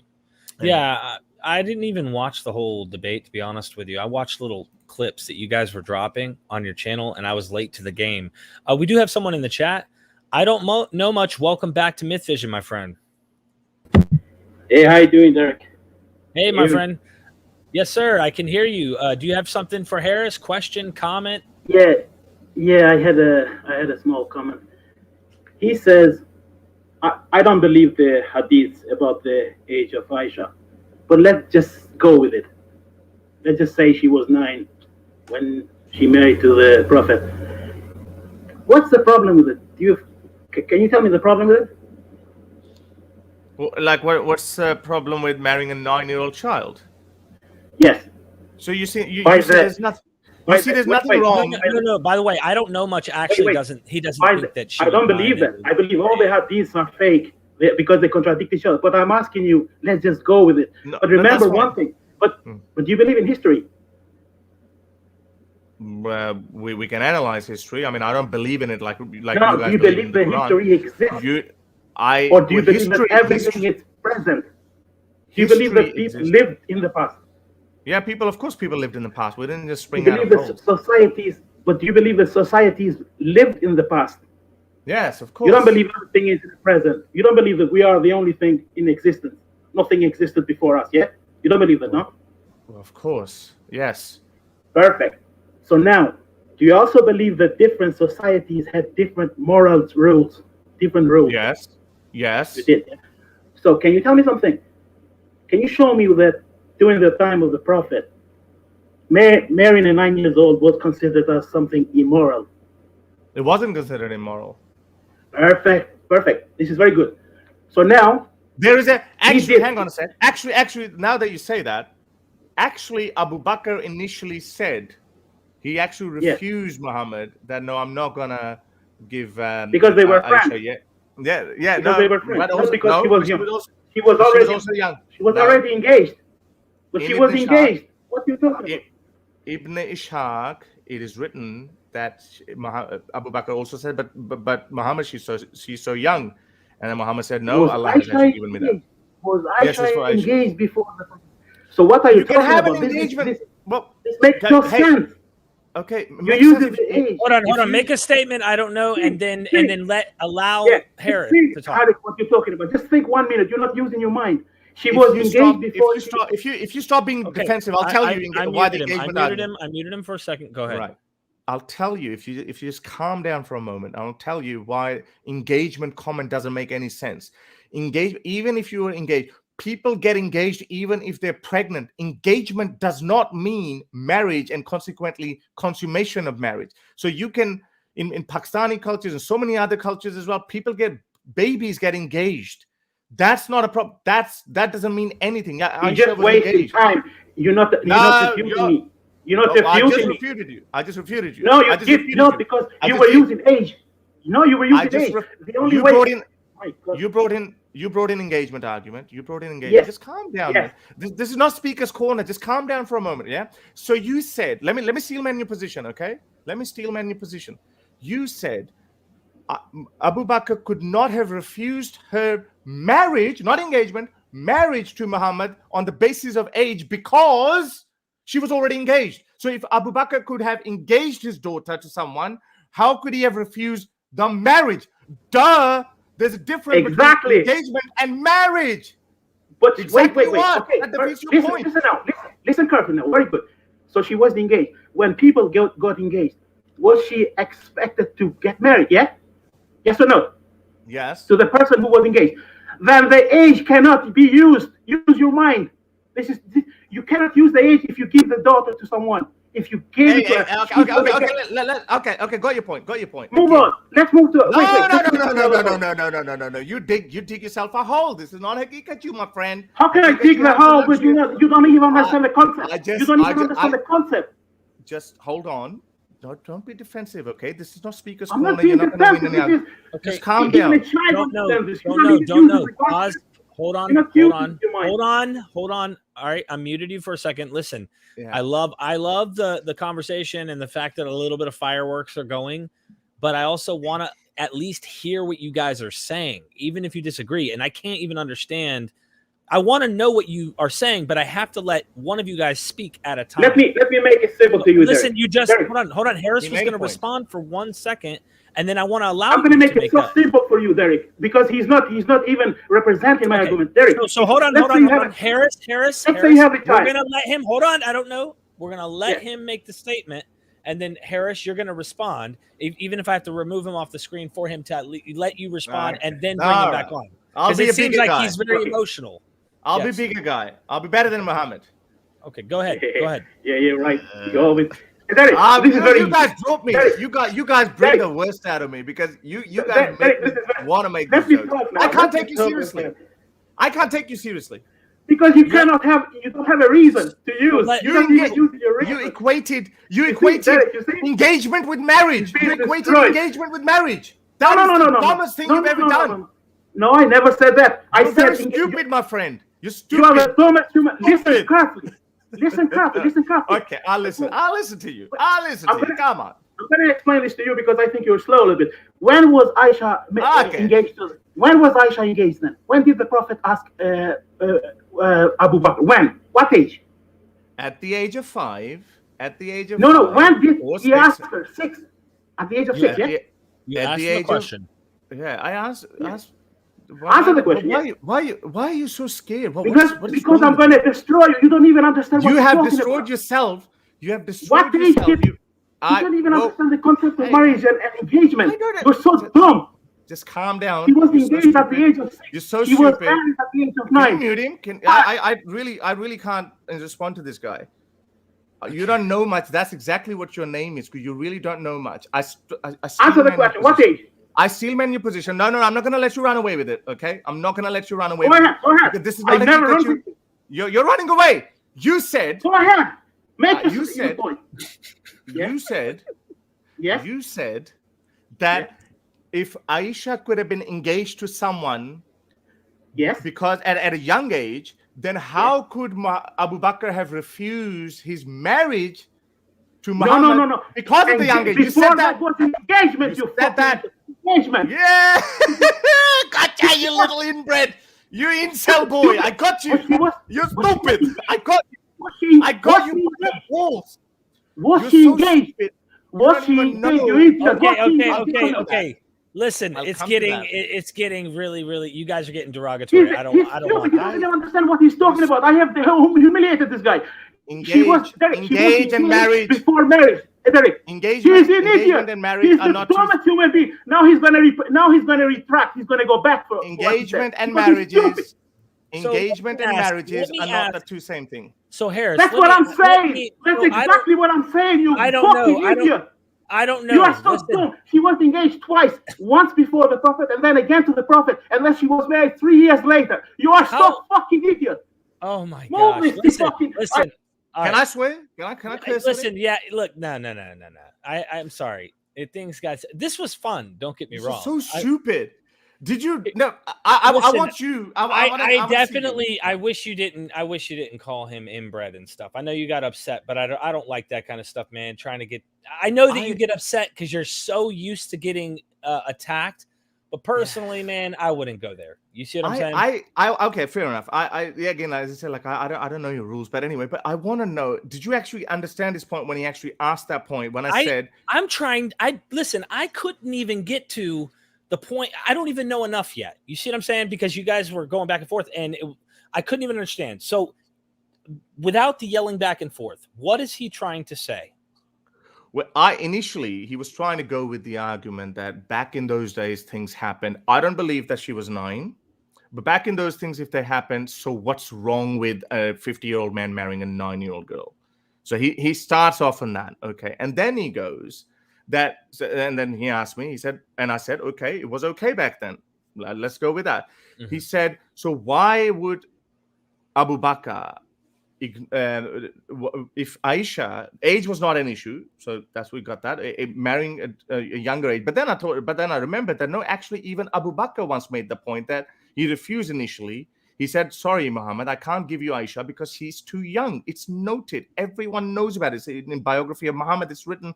The whole story is written. Even there's Sahih Hadith on that. The actual narrations are there that actually say that Aisha used to cry, used to play with dolls, and she didn't want to get married at that time. Her mother said, yes, you have to get married.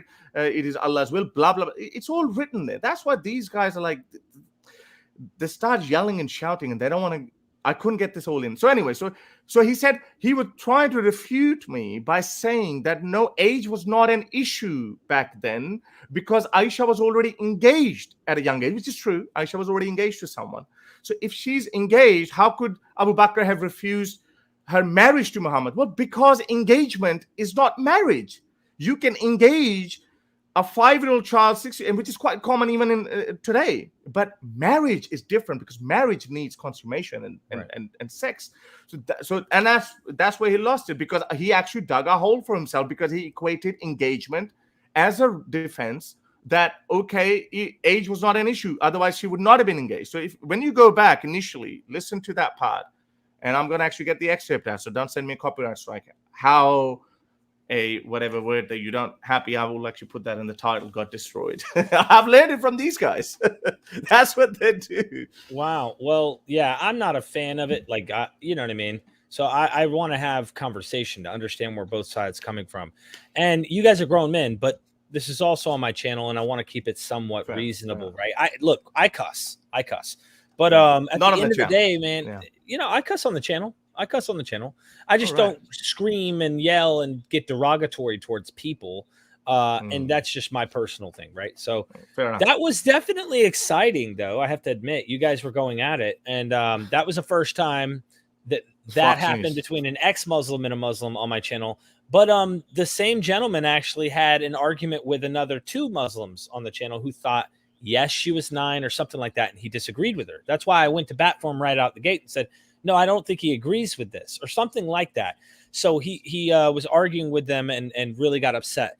But yeah, he's called in quite a few times before, and he gets emotional, right? People who believe and want to defend their prophet and their religion, they get emotional. But he even was calling the other Muslims Taliban or something. I can't remember. It was funny. You know, I have fun. Did you guys have fun? I reckon people are loving it. People like, bring him back. He got owned.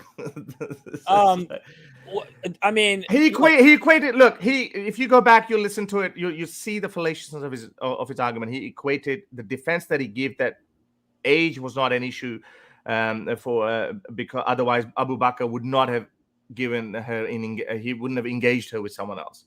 Well, marriage and engagement are 2 different things, so they can't be equated. So that's it. There you go. The argument's gone. Okay, I'm going to bring him back on, but I'm going to ask him and you to try your best. Okay.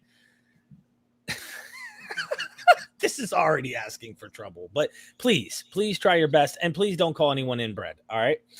What about him calling me? I know. Everybody be nice. Everybody. Yeah. He triggered it. Nice, yeah. I will be removing. Arif, I'm going to just say something to you. If you were face to face to me, you would never say to me anything like this. I'm telling you. I will. Why don't you show your face? I swear to God, why don't you show your face, punk? You're a punk. You're a little I can punk. give you Okay, I'm sorry. Punk. I'm not getting you riled up. Okay. I will. Yeah, you're a little punk. Can't even show his face. That's how much of a little punk you are. But anyway. Okay. So, Dawa wants to come back on and say one more thing. Can we do this? Okay. Dawa, welcome back, my friend. Thank you. I don't think you're no, I'm not. Like no, I'm not. Actually, he was on my channel, and I have been also myself removing him. he get because there is a Christian brother usually come to my channel, and he started to fight with him, and then I was removing him, so I tried to control him. Anyway, I would like to ask you, Harris, do you believe that Prophet Muhammad, peace be upon him, split the moon? I know that you don't believe in that. Am I right or not? Yeah, okay, of course he did. Yeah, of course. Yeah. I don't believe it either. But the same source that said that, lie, the same source said also that Prophet Muhammad, peace be upon him, married a 6-year-old child, or consumed her 9 years. So how can we believe this one but not that one? Because that one is a miracle. If you believe in that, then it's a good thing for Prophet Muhammad. So I would like to tell you something that you believe that. Can I know that?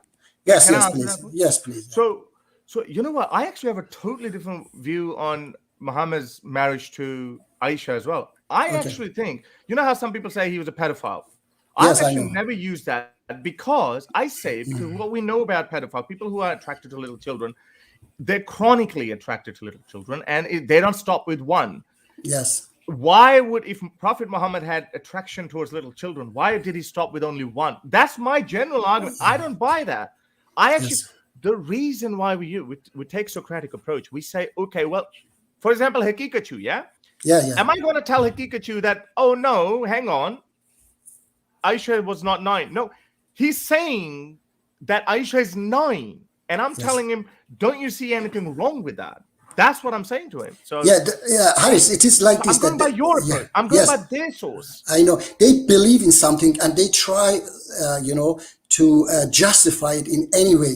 I was blocked, as I said, in Sapien Institute because a young guy from Pakistan called and said that, there was a hadith that Prophet Muhammad, peace be upon him, I had never heard that hadith, that he said, go and kill all wazat. Yeah, it's a lizard. Because this lizard, they blow the fire of Prophet Ibrahim because Satan fooled them. So then I called them because they started to say, oh, no, it was because this lizard is a poisoning, and the guy accepted. And then I called and said that, no, it doesn't make sense because, first of all, the lizard cannot blow. Secondly, Satan is only fool human, not lizards, so that's why they blocked me because they couldn't answer my question. So anyway, I would like to say that I'm not going to just change things, if I will talk to you, because you said that I'm going to beautify Islam. So I would like to ask you a question. Everybody, when you ask them who is a kafir, everybody say that you are a kafir, Derek is a kafir, disbeliever, all these Quran translations, they say that they write kafir, they translate it as disbeliever. So now I would like to read for you chapter 16, verse 83. Okay, it says, they recognize the favor of Allah, then they deny it. So Quran is talking about disbelievers, and most of them are kafir.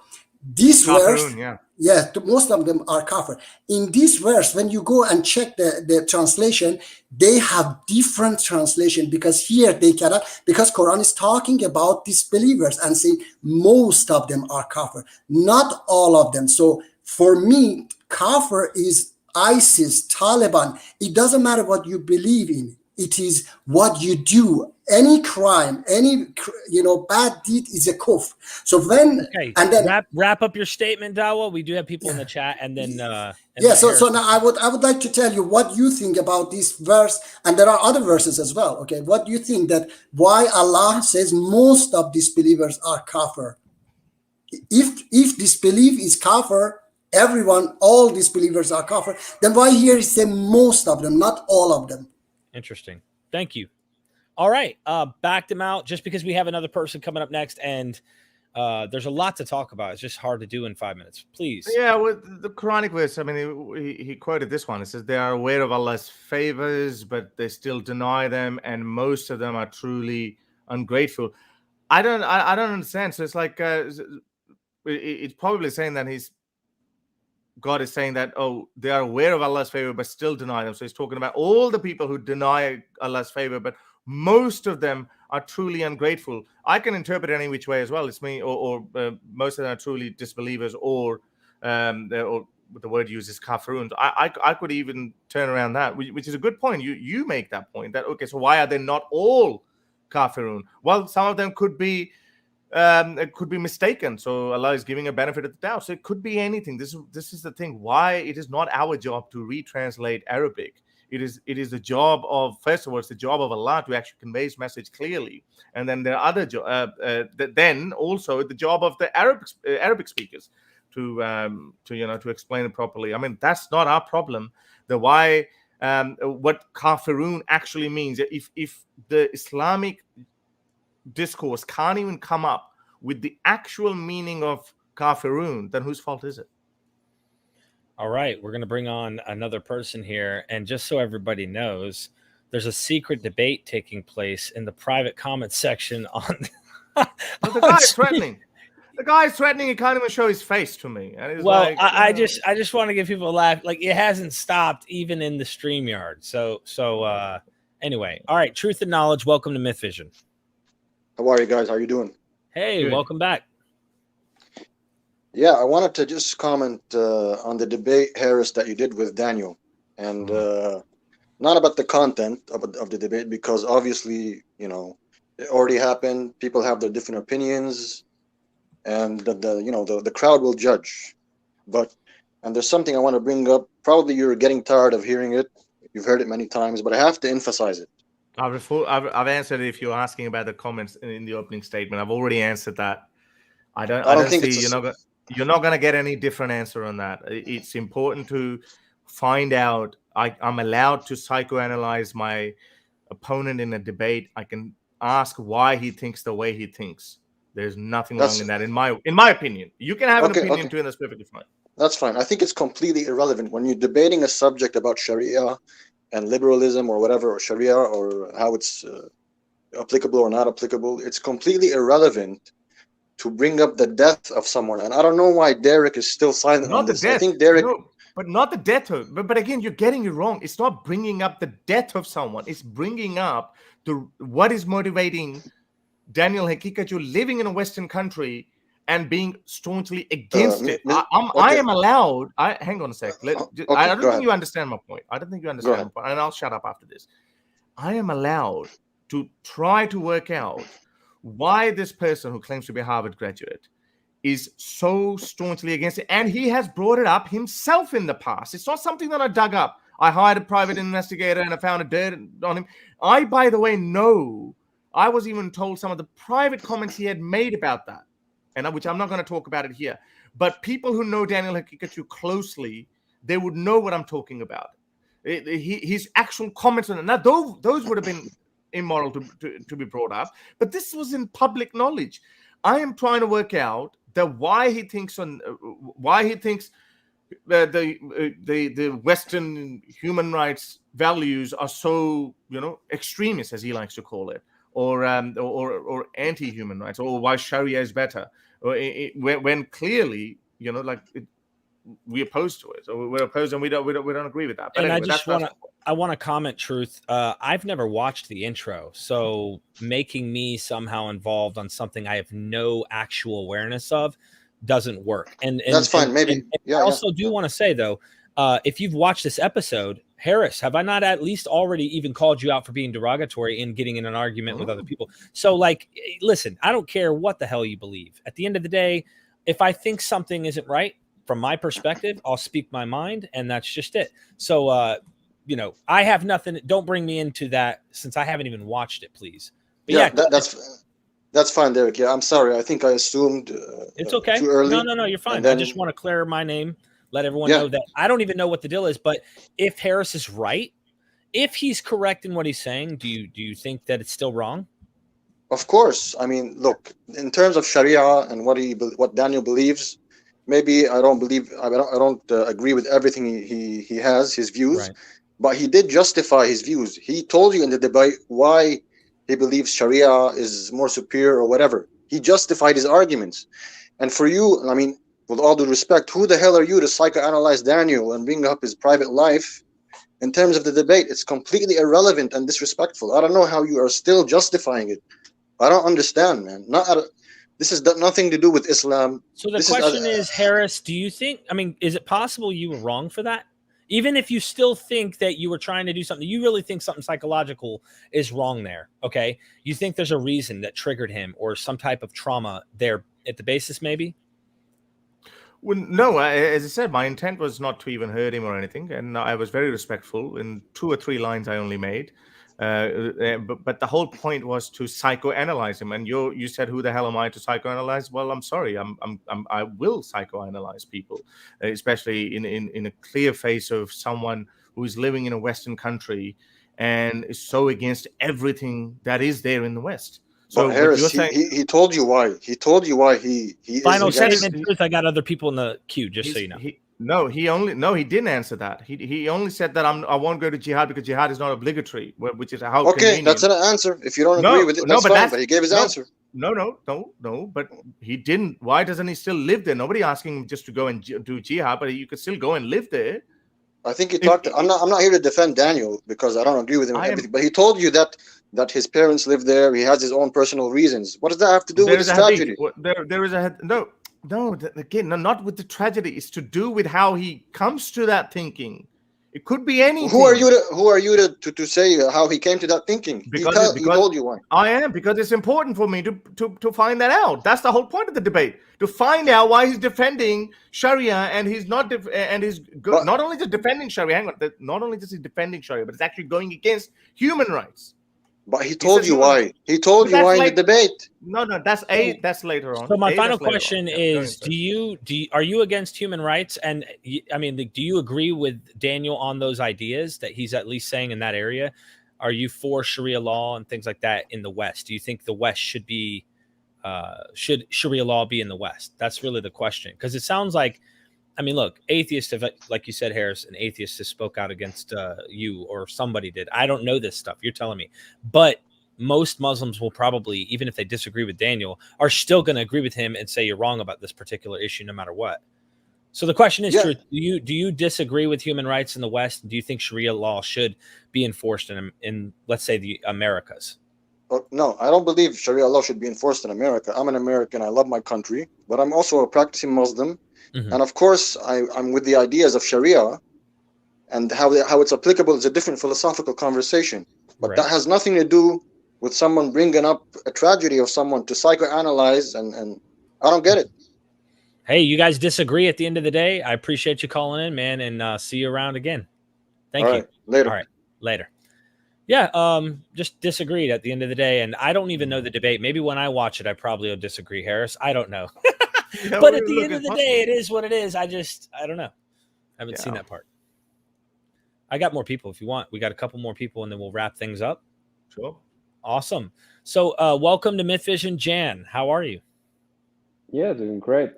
Thanks for having me. Well, I appreciate the work you guys doing in this space, because I think it's very much needed in giving an alternative view of Islam. And as I'm also an ex-Muslim, based You're in ex-Muslim? Europe. Yep. Okay.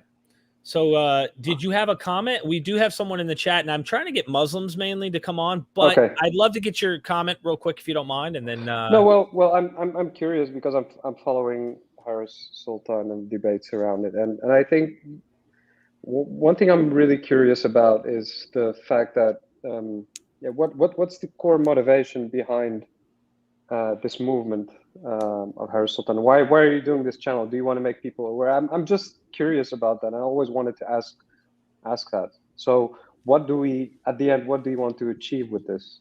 it's a good question. Well, thank you. I mean, as I said earlier, that I actually became an atheist in 2006 or 7, and I went on living my life. And then I suddenly had to start my activism. And I was aware by 2007 or 8 of Mariam Namazi, and I was aware of this ex-Muslim thing. To be honest, when I looked at it, ex-Muslims of Britain, and I was like, whoa, okay, these people kind of exist. And then, but I never thought about taking part in this, or so to speak, as a movement, or bring, like a social justice warrior, that kind of thing. But in 2017, there was this brutal crackdown on atheists in Pakistan. People like Ayaz Nizami were arrested, and there was so many that I personally know them now. Not Ayaz Nizami, I don't know him, but this is how I was like, oh, okay. And then I was like, okay, and then I thought something has to be done, because here I am, been an atheist for so long, been going back and forth between Pakistan, and nothing bothers me. I'm just living my life. But then this guy, just by sheer virtue of living or being born in a country, or who wasn't as fortunate as me to get out of Pakistan and live his life, he's been arrested. He's still arrested. He's still in prison. So that's when I was like, I'm going to talk about it. And then a couple of weeks later, Mashal Khan was killed in his university campus. So I was like, you know what? This is it. We got to tackle this. And so that's when I started talking about it. Initially, I wanted to somehow reach out to Muslims, because I still wasn't fully convinced that there was a tsunami or an avalanche of ex-Muslims coming forward. So, but then, one thing led to another. And then I thought about when I was consuming all these hours of Hitchens and Dawkins and all these guys, and I was like, I had my own arguments that, okay, this should be answered like that, this should be answered like that. I wanted to write a book then, but I didn't, so I started writing my book, and one thing led to another. But now we've seen there's a mini revolution in Pakistan. Everyone, all the way to the top, to Prime Minister, they all know about there's this ex-Muslim movement that is trying to penetrate deep in the Pakistani society, and I think that's very stimulating, and that kind of gives me more motivation to do it even more. Thank you, Jan. If you want to say bye, I've got another person in the chat. Absolutely. Goodbye. Thanks for saying, because I think it's crucial to understand people's motivation. Great work, really great work. Thanks, Jan. Bye. Thank you. Yeah, I think it's important to be able to speak out, and this is one of the things. There's plenty of. I'll give you an example, and this is analogous. And then I'll bring on our next guest here, Dominique. The Christian world has tons of Christian apologists and arguments, and there's a lot of funding, there's a lot of backing, just like in Islam, just like in Judaism, you name it. And there's all these people who are constantly out there teaching, and they've got that. There's some channels out there that are activist, if you will, are speaking out against these things, and it's really obvious to me, like when they come and try and silence us on the platforms that we do use. And we're like the very few people that actually are doing this publicly like this. It just tells me a lot. It speaks volumes. So this is why it just motivates me to keep trying to get more people on the train.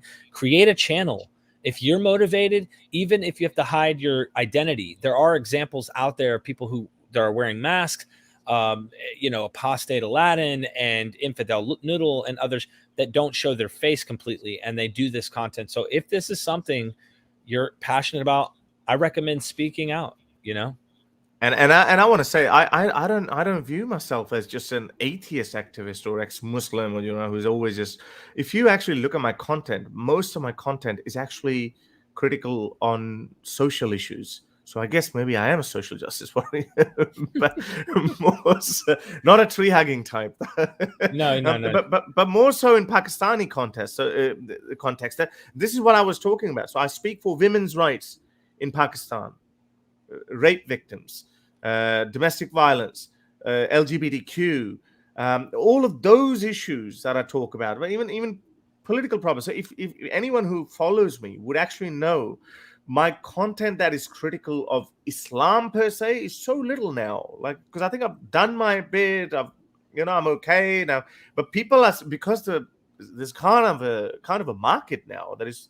It's so attractive for a lot of people that people push me to talk about just that, whereas I've actually moved on. I'm talking about all these other issues. So anyway, but that's fine. I don't disown it. I don't disown it. I'm still enjoying it because I think, as a liberal, as a progressive person in a country which is quite conservative, the region like India and Pakistan, which is marred by the right-wing nationalist, ethno-nationalist ideologies, I think it's important for someone to put forward, because up until now, all the so-called liberals of Pakistan, or even India for that matter, which is a very dynamic country, in those parts of the world, liberals or the progressive people who are left-leaning progressive, they would step short of calling themselves atheist. They would not dare comment about religion. So here I am, openly out there atheist guy, and now I'm talking about the political issues as an atheist liberal. So that I think makes a huge difference, and there's so many channels that are dedicated in debunking me only, so which is fine. I'm like, I think this is we've just taken a step. When I started in 2019, I'll just quickly wrap it up. When I started in 2019, there was I opened the first channel in Urdu language or Urdu Hindi. There's 1.4 billion people live there, and 400 million people in that region are Muslims. There was no channel, not a single channel, not a single outlet where people were talking about being, dissidents of Islamic faith or ex-Muslims or atheists. Not a single. I started in 2019. Now we've got nearly 25 channels who are producing this content in Urdu far better than I could. Awesome. All right. Hey, thanks for the super chat. Honestly, I think they're blind and they don't, really. They're dealing with probably Western Muslims that are definitely more accommodational to the position they're in or the locale that they're in. So that would be my opinion, because, I take a stance against Abrahamic faith, period, regardless. So, all right. Thank you so much for that super chat again. You're helping us out. Dominique, welcome to MythVision. How are you, my friend? I'm very good. How are you? Welcome. I'm glad you joined on, and someone with a video for once. It's okay. I'm not afraid. I'm in a beautiful spot, and I appreciate what both of you do. Actually, Derek, I started watching you like probably about a month ago. You, Harris, I get exactly what you're saying and what you're doing. Islam, of course, means submit. I guess the only thing I would say, just more to the fact of the 9-year-old and the times were different. We can understand that the culture was different at the time, not making it acceptable. And I guess all I could say with the Prophet Muhammad, for anybody who's seeking wisdom on Islam, which means submitting to God, and Allah and the Lord in the Bible are the same being, the same creator. They acknowledge this, and Christ pretty much said that you don't hurt a child. Now, at what point do they make a child a child?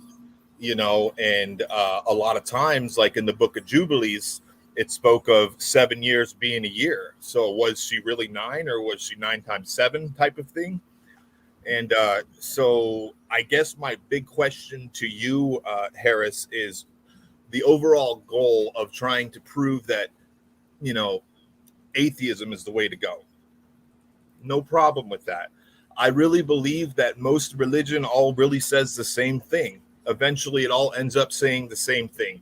Just treat the person, your neighbor, right, and love your God, or if the God is you or whatever it is, you put your all into it, and you strive your hardest to just be a good person. I don't know where that got lost on people, but it really seemed like it's too big of a deal. People are here. We're all on the same team yelling about somebody's shoe being untied. You know what I'm saying?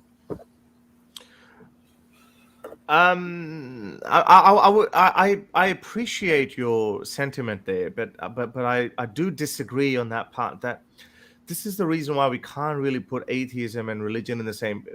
I trust me. I grew up listening to my father saying that all religions teach you humanity, love thy neighbor, and all of that. And he would say all neighbors do, all religions do. But then I'm like, but now what about just normal, not to cut you off, I apologize, but just normal humanity. It's not like my son, when he grows up, I have to teach him not to rape a woman, because that's just common. You're not going to do that. You're not going to hurt somebody. I mean, that should just be common knowledge. So outside of religion or creator or creationism or whatever it is, just the fundamentals of being a genuine person.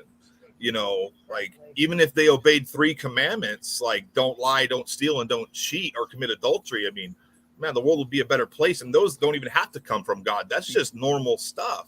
Exactly. Yeah, exactly. Which is a good point. So why we actually say, like we talk about the 10 commandments, and and we say God is love, and God. So when someone takes the message of love, and kids are absorbing everything, kids are taking, whether that's coming from the religious parents or atheist parents or whatever, they're absorbing good things. So they start thinking, like, for example, I'll talk about Pakistan is a case of extreme conservative countries.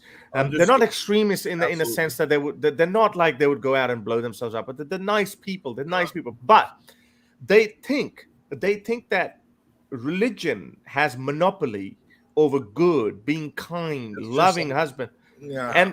That's the problem that they have. So now they've grown up with these so-called beautiful ideas, and they throw away the terrible ones. But even the good ideas. So what we try to tell them, like you said, these are common. I think what Dawkins said, that Dawkins, I think he was probably quoting someone. He said, like, oh, when the first 10 commandments came in and said, "Thou shalt not kill," and the people were under the sermon was like, "Oh, really? Okay, I was just thinking about killing people, but now I'm not going to kill anyone." It's not murder, the killing. I could actually run somebody over and get manslaughter, but murder, you got to like actively hate that person for a long time before you want to It's a big difference, Yeah. So my problem is only that with atheism, atheism could also atheism can also become nasty. I know what we've seen, but it's communism, or the kind of communism that we saw in the last century, was compatible with atheism in general.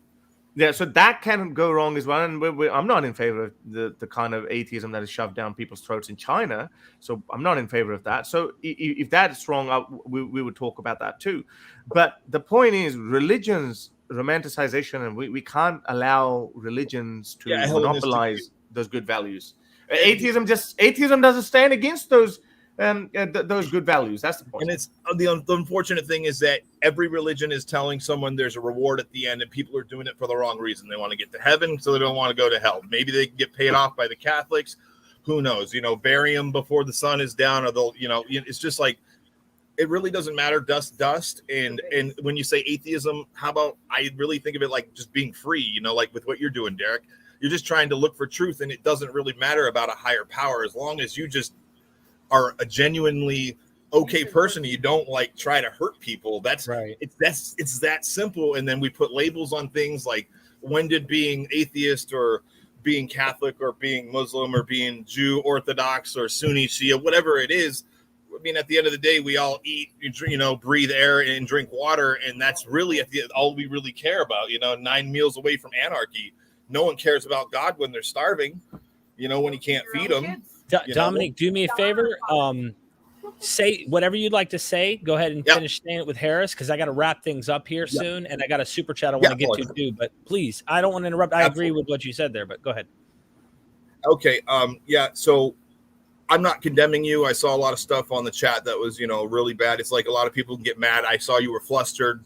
That's not your fault, because actually that's a cultural thing too. I mean, you guys are and a lot of Western cult, they wouldn't understand. Like, Derek, you're like, oh, don't say, but that was no. Listen, in real life, I'm not condemning you. Yeah. I want to say this. Look, I'm trying to be respectable. I want a platform that's that way. In real life, absolutely. I'd say, guys, put the gloves on. Let's throw down. Okay. At the end of the day, you're going to hug, or you're going to shake hands and say, all right, we're not friends, but we squash the beef. The bottom line is we're on a platform here. We're trying to be reasonable. That's all I'm saying. Absolutely. And I wasn't condemning your choice for being mature about it. And, my father's a Green Beret in the military, so every word is fuck, shit, damn, motherfucker. Oh, right. Like I hear you, boss. Real, like, but then there's still standards on top of F words and whatnot. So, but anyway, I guess what I'm saying is, don't stop what you're doing, and if you're seeking truth and whatever you're doing, just keep doing it. And don't let anybody tell you can't do it, and don't feel bad. And I think my personal advice for you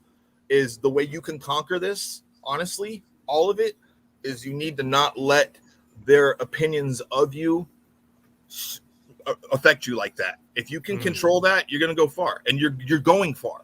Be the leader by holding that in. As much as you have that fire inside. Well said. You use that. No, I agree. And look, and you'll go far. Just like Derek, No. This is how I am. Look, I'm enjoying great work, and I totally get it. But you're perfectly right. But I'm telling you, I have a totally different way of thinking, and I'm like, once we finish, I'll forget about this guy.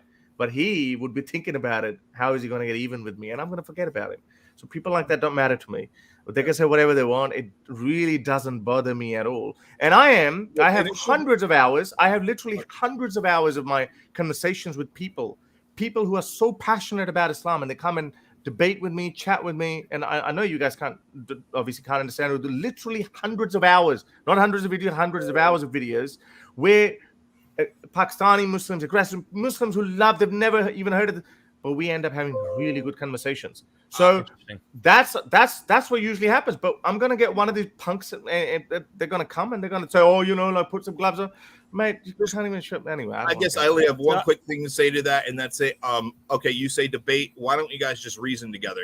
Find a common ground. Nah, I think this is it. I think we're done with it. There's nothing to talk about. Like the guy that has an IQ of a goldfish. I think we're done with that. Hey man, even a beggar he was cursing King David, throwing stones. They were going to cut his head off, and David said, "Don't kill him. I can learn something."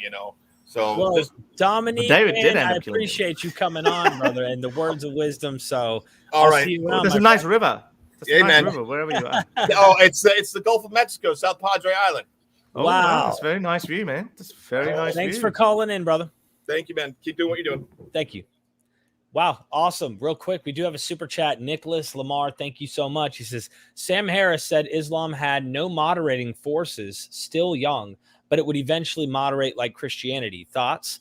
I think Sam Harris said this way before he even met Majid Nawaz, because he became really good friends with Majid Nawaz. I don't know where to stand now, because Majid Nawaz has gone a bit cuckoo on this whole lockdown, COVID kind of things. But so Sam Harris probably said that back then because Majid Nawaz is that moderating force, but although he's been kind of an outsider. But we've seen people who are doing really good work in different languages, different cultures, where they're trying to just have the discourse and where they're actively coming out and giving I would say, counter narratives or modifying the narratives, and they're saying slavery and sex, child marriages, etc., or even polygamy has no place in this society. It was just, I mean, they're doing their best, but unfortunately, Sam Harris also said the real problem with the fundamentalism of Islam is the fundamentals of Islam. That's the real problem. So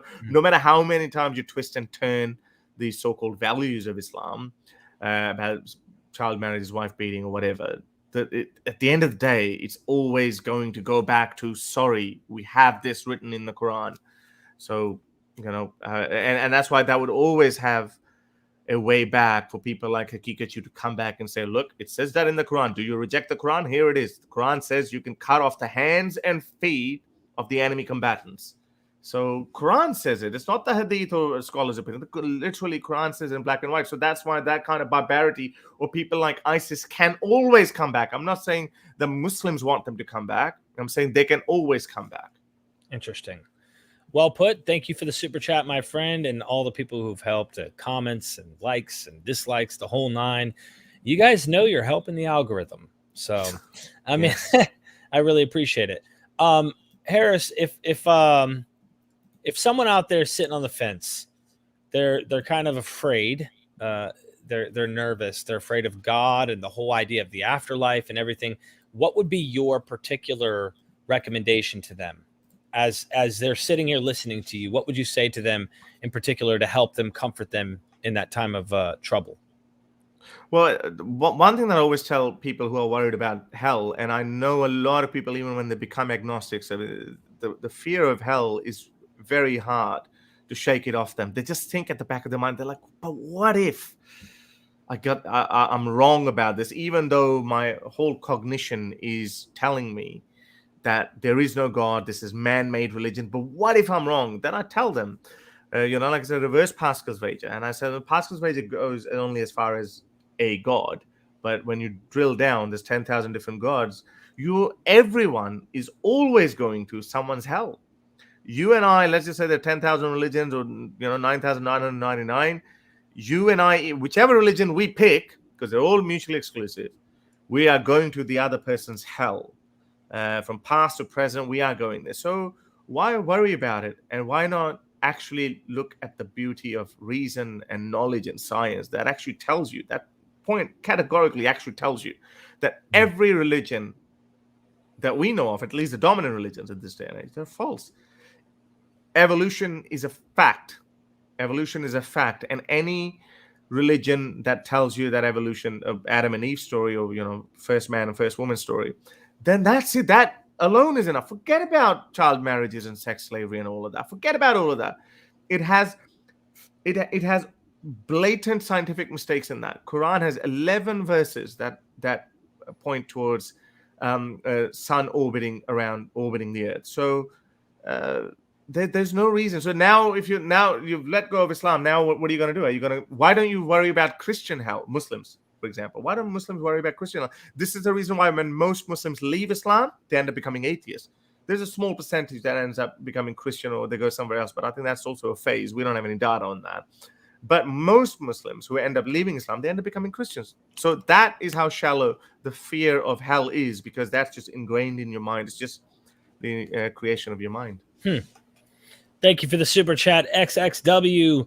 Great last guest. Keep up the good work, guys. Great show. Lots of laughs and info. Thank you. Yeah, Harris. A bit of entertainment. Yeah, I didn't expect fireworks. This kind of show. Yeah. But it was very entertaining. I like to have dialogue where people can get along, but I could tell that some people are more emotional, and that just doesn't mix well oftentimes with other people. So, and you're a guy, you're an alpha male, it seems. So they're probably like, no, you're not going to tell me nothing. You know what I mean? So this was fun. I definitely look forward to talking with you in the future, doing more, talking to other ex-Muslims that have left, but also the academics, which will be the interesting part. I want to read their materials and probe deep into this, because I do think there's a natural reason these religions exist, and explaining them. I don't buy the tradition, right? Like the tradition has Jesus walking on water in Christianity, born of a virgin, rise from the dead. Muslims are quick to say, yeah, we reject the resurrection because he never was killed or crucified. Someone else was in his place. That quick that they literally debunk all Christianity, and it's not even offensive to them. They just, nope, they don't care what Christians say. I say the same thing about Islam and Christianity and Judaism and all of the religions. Even though I love studying the myths and uncovering what is really going on, that's just where I stand. So there's no really like, oftentimes you see they don't really care what a Christian thinks when they say the Trinity is ridiculous and illogical, right? Yeah. A Christian might get offended. Go, oh, are you kidding me? You know, but at the end of the day, I agree with the Muslims on that when it comes to the Trinity, you know, but I would disagree with them on different things. This is what I do. I like to learn from people like you who've been through the fire. You guys have dealt with a lot. I saw your debate with Hakikachu, and that was an interest, not the whole thing, but I saw the parts where he was talking about, I need to watch the whole thing, but there were parts he was talking about Aisha, the 9 years old. He was talking about the human rights, getting rid of it, things like that, and comparing countries. Fertility rate. Right. Fertility and they said rate. you weren't, there were people who were saying you weren't doing good in response, right? Probably mostly Muslim. But what would you say? What would you say to someone who isn't a Muslim who's like, nah, man, you could have done better than that. Like, why didn't you take him down on this or that? I haven't, to be honest, I haven't actually seen non-Muslims who saying who are unhappy with me. If someone literally, like for example, someone comes and says, "What is wrong with a 9-year-old marriage? What's wrong with it?" Or someone says the Earth is flat. What amount of reasoning are you going to give them that the why 9-year-old? And I gave the point. I gave that Aisha didn't even end up even having kids. She was probably internally damaged by Muhammad because of the marriage of 9, if that actually did take place. So. I did tell all these things that I could, but again, as I said, these guys who are watching it, they are probably just looking at Hakikachu because he belongs to their camp. I don't, as I said, I don't see many non-Muslims who are saying, for example, the earlier 2 callers you had, they were not happy with Hakikachu. They were saying what Hakikachu was saying was not right. I don't know what else can you say. I think, as I said, my plan would always be, and this is why Sabur Ahmed, now he's my next victim, and he's not agreeing to it. I've been challenging. He accidentally made a community post about it, and then he wanted to talk to me about my opening statement about psychoanalyzing him, and I was like, well, that's just a footnote. Why don't you talk to me about Sharia? Because I want to get these guys out, and I want them to say there's nothing wrong in marrying a 9-year-old girl. I want them to say that. What would you do if you see someone says a 9-year-old? Would you be upset with me for not telling him, hey, it's actually really bad if you marry a 9-year-old girl because you can psychologically and physically damage it? Would you be upset about that? Or would you need that kind of counter argument? I wouldn't. For me, you would be like, I wouldn't need anything, actually. Exactly. Yeah. Exactly. That's my whole point. Because these guys are living in Western countries. Sabur Ahmed wants to debunk evolution, is doing a PhD in that. I want him to come and defend the 9-year-old marriages. I even want to. I just want to interview them. I just want to ask them these questions. I wouldn't even give a counter argument because I don't have to.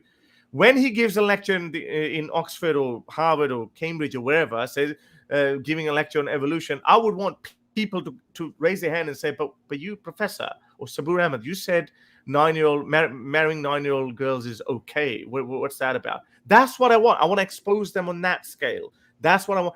And this is exactly what I wanted to do with Hakikachu, and I've done it. We've got tons of wonderful video clips, and people have been making. He's a meme now. He's a meme. People are creating memes out of it. The videos are coming out, and they're putting it up there. My responses are irrelevant. What do I need to tell someone that? Do I need to tell a Western audience that? Sorry, guys, marrying 9-year-old is wrong. I don't have to. We take for granted how they've. I guess people in the East have really seen these things as normal for a long time, and so I think we do take for granted, and it's just a different world.